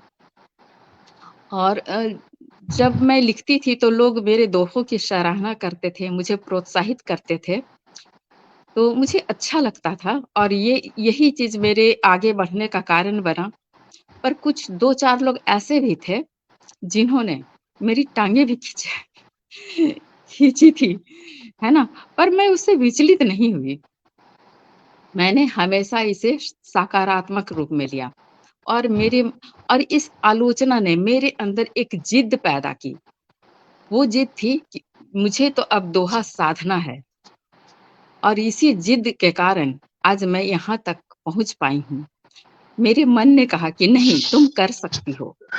मुझे उससे विचलित नहीं होता है और मेरे मन ने मुझसे कहा, सुन ले मधु आलोचना, सुन ले मधु आलोचना, दे लेखन को धार, सुन ले मधु आलोचना, दे लेखन को धार, मन की फिर मैंने सुनी, हुआ सपन साकार, हुआ सपन साकार। और ऐसे तो समय बहुत कम बचा है, लेकिन मैं थोड़ा-सा बात और कहना चाहूँगी कि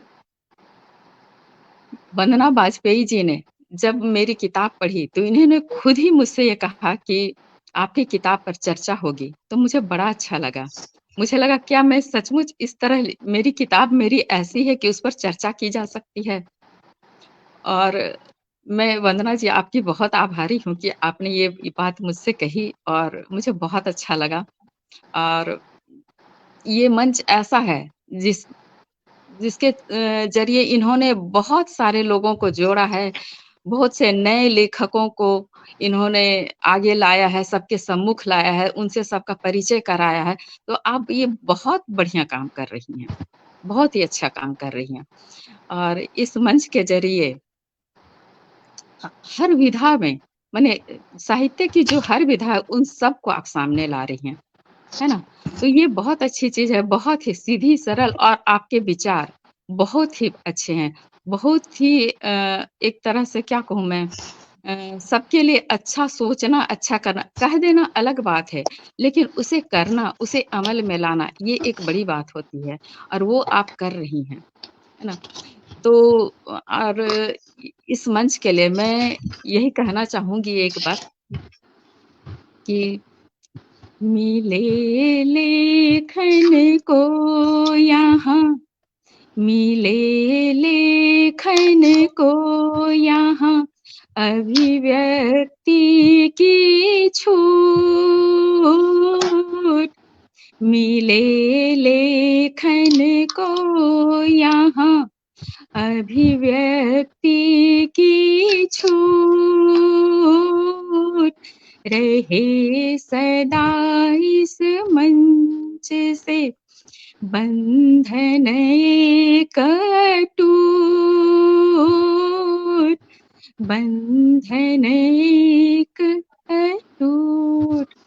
और आज आपने हम सबको एक बंधन में बांध लिया है और ये बंधन ऐसा जो कभी टूटने वाला नहीं है। और मैं क्या कहूँ, तीनों आदरणीय इन्होंने जो व्याख्या की मेरे दोहों की, उससे मैं बहुत अभिभूत हूँ और मैं इसके लिए हृदय तल से आप सबका बहुत-बहुत आभार व्यक्त करती हूँ। बहुत-बहुत आभार व्यक्त करती हूँ मैं। और जैसा कि पांडे जी ने मुझे कहा कि अगली बार अगर कुछ हो तो ध्यान देने की बात है। तो मैं ये ज़रूर सर, इस बात का मैं ख़्याल करूँगी और मैं इस बारे में विचार ज़रूर लूँगी। और शिवनारायण जी ने जो बात कही कि मैं इनसे अनभिज्ञ हूँ, एक शहर में रहकर जानता नहीं। पर उन्हें शायद याद नहीं कि एक बार यही वसंतोत्सव मनाया जा रहा था कालिदास रंगालय में।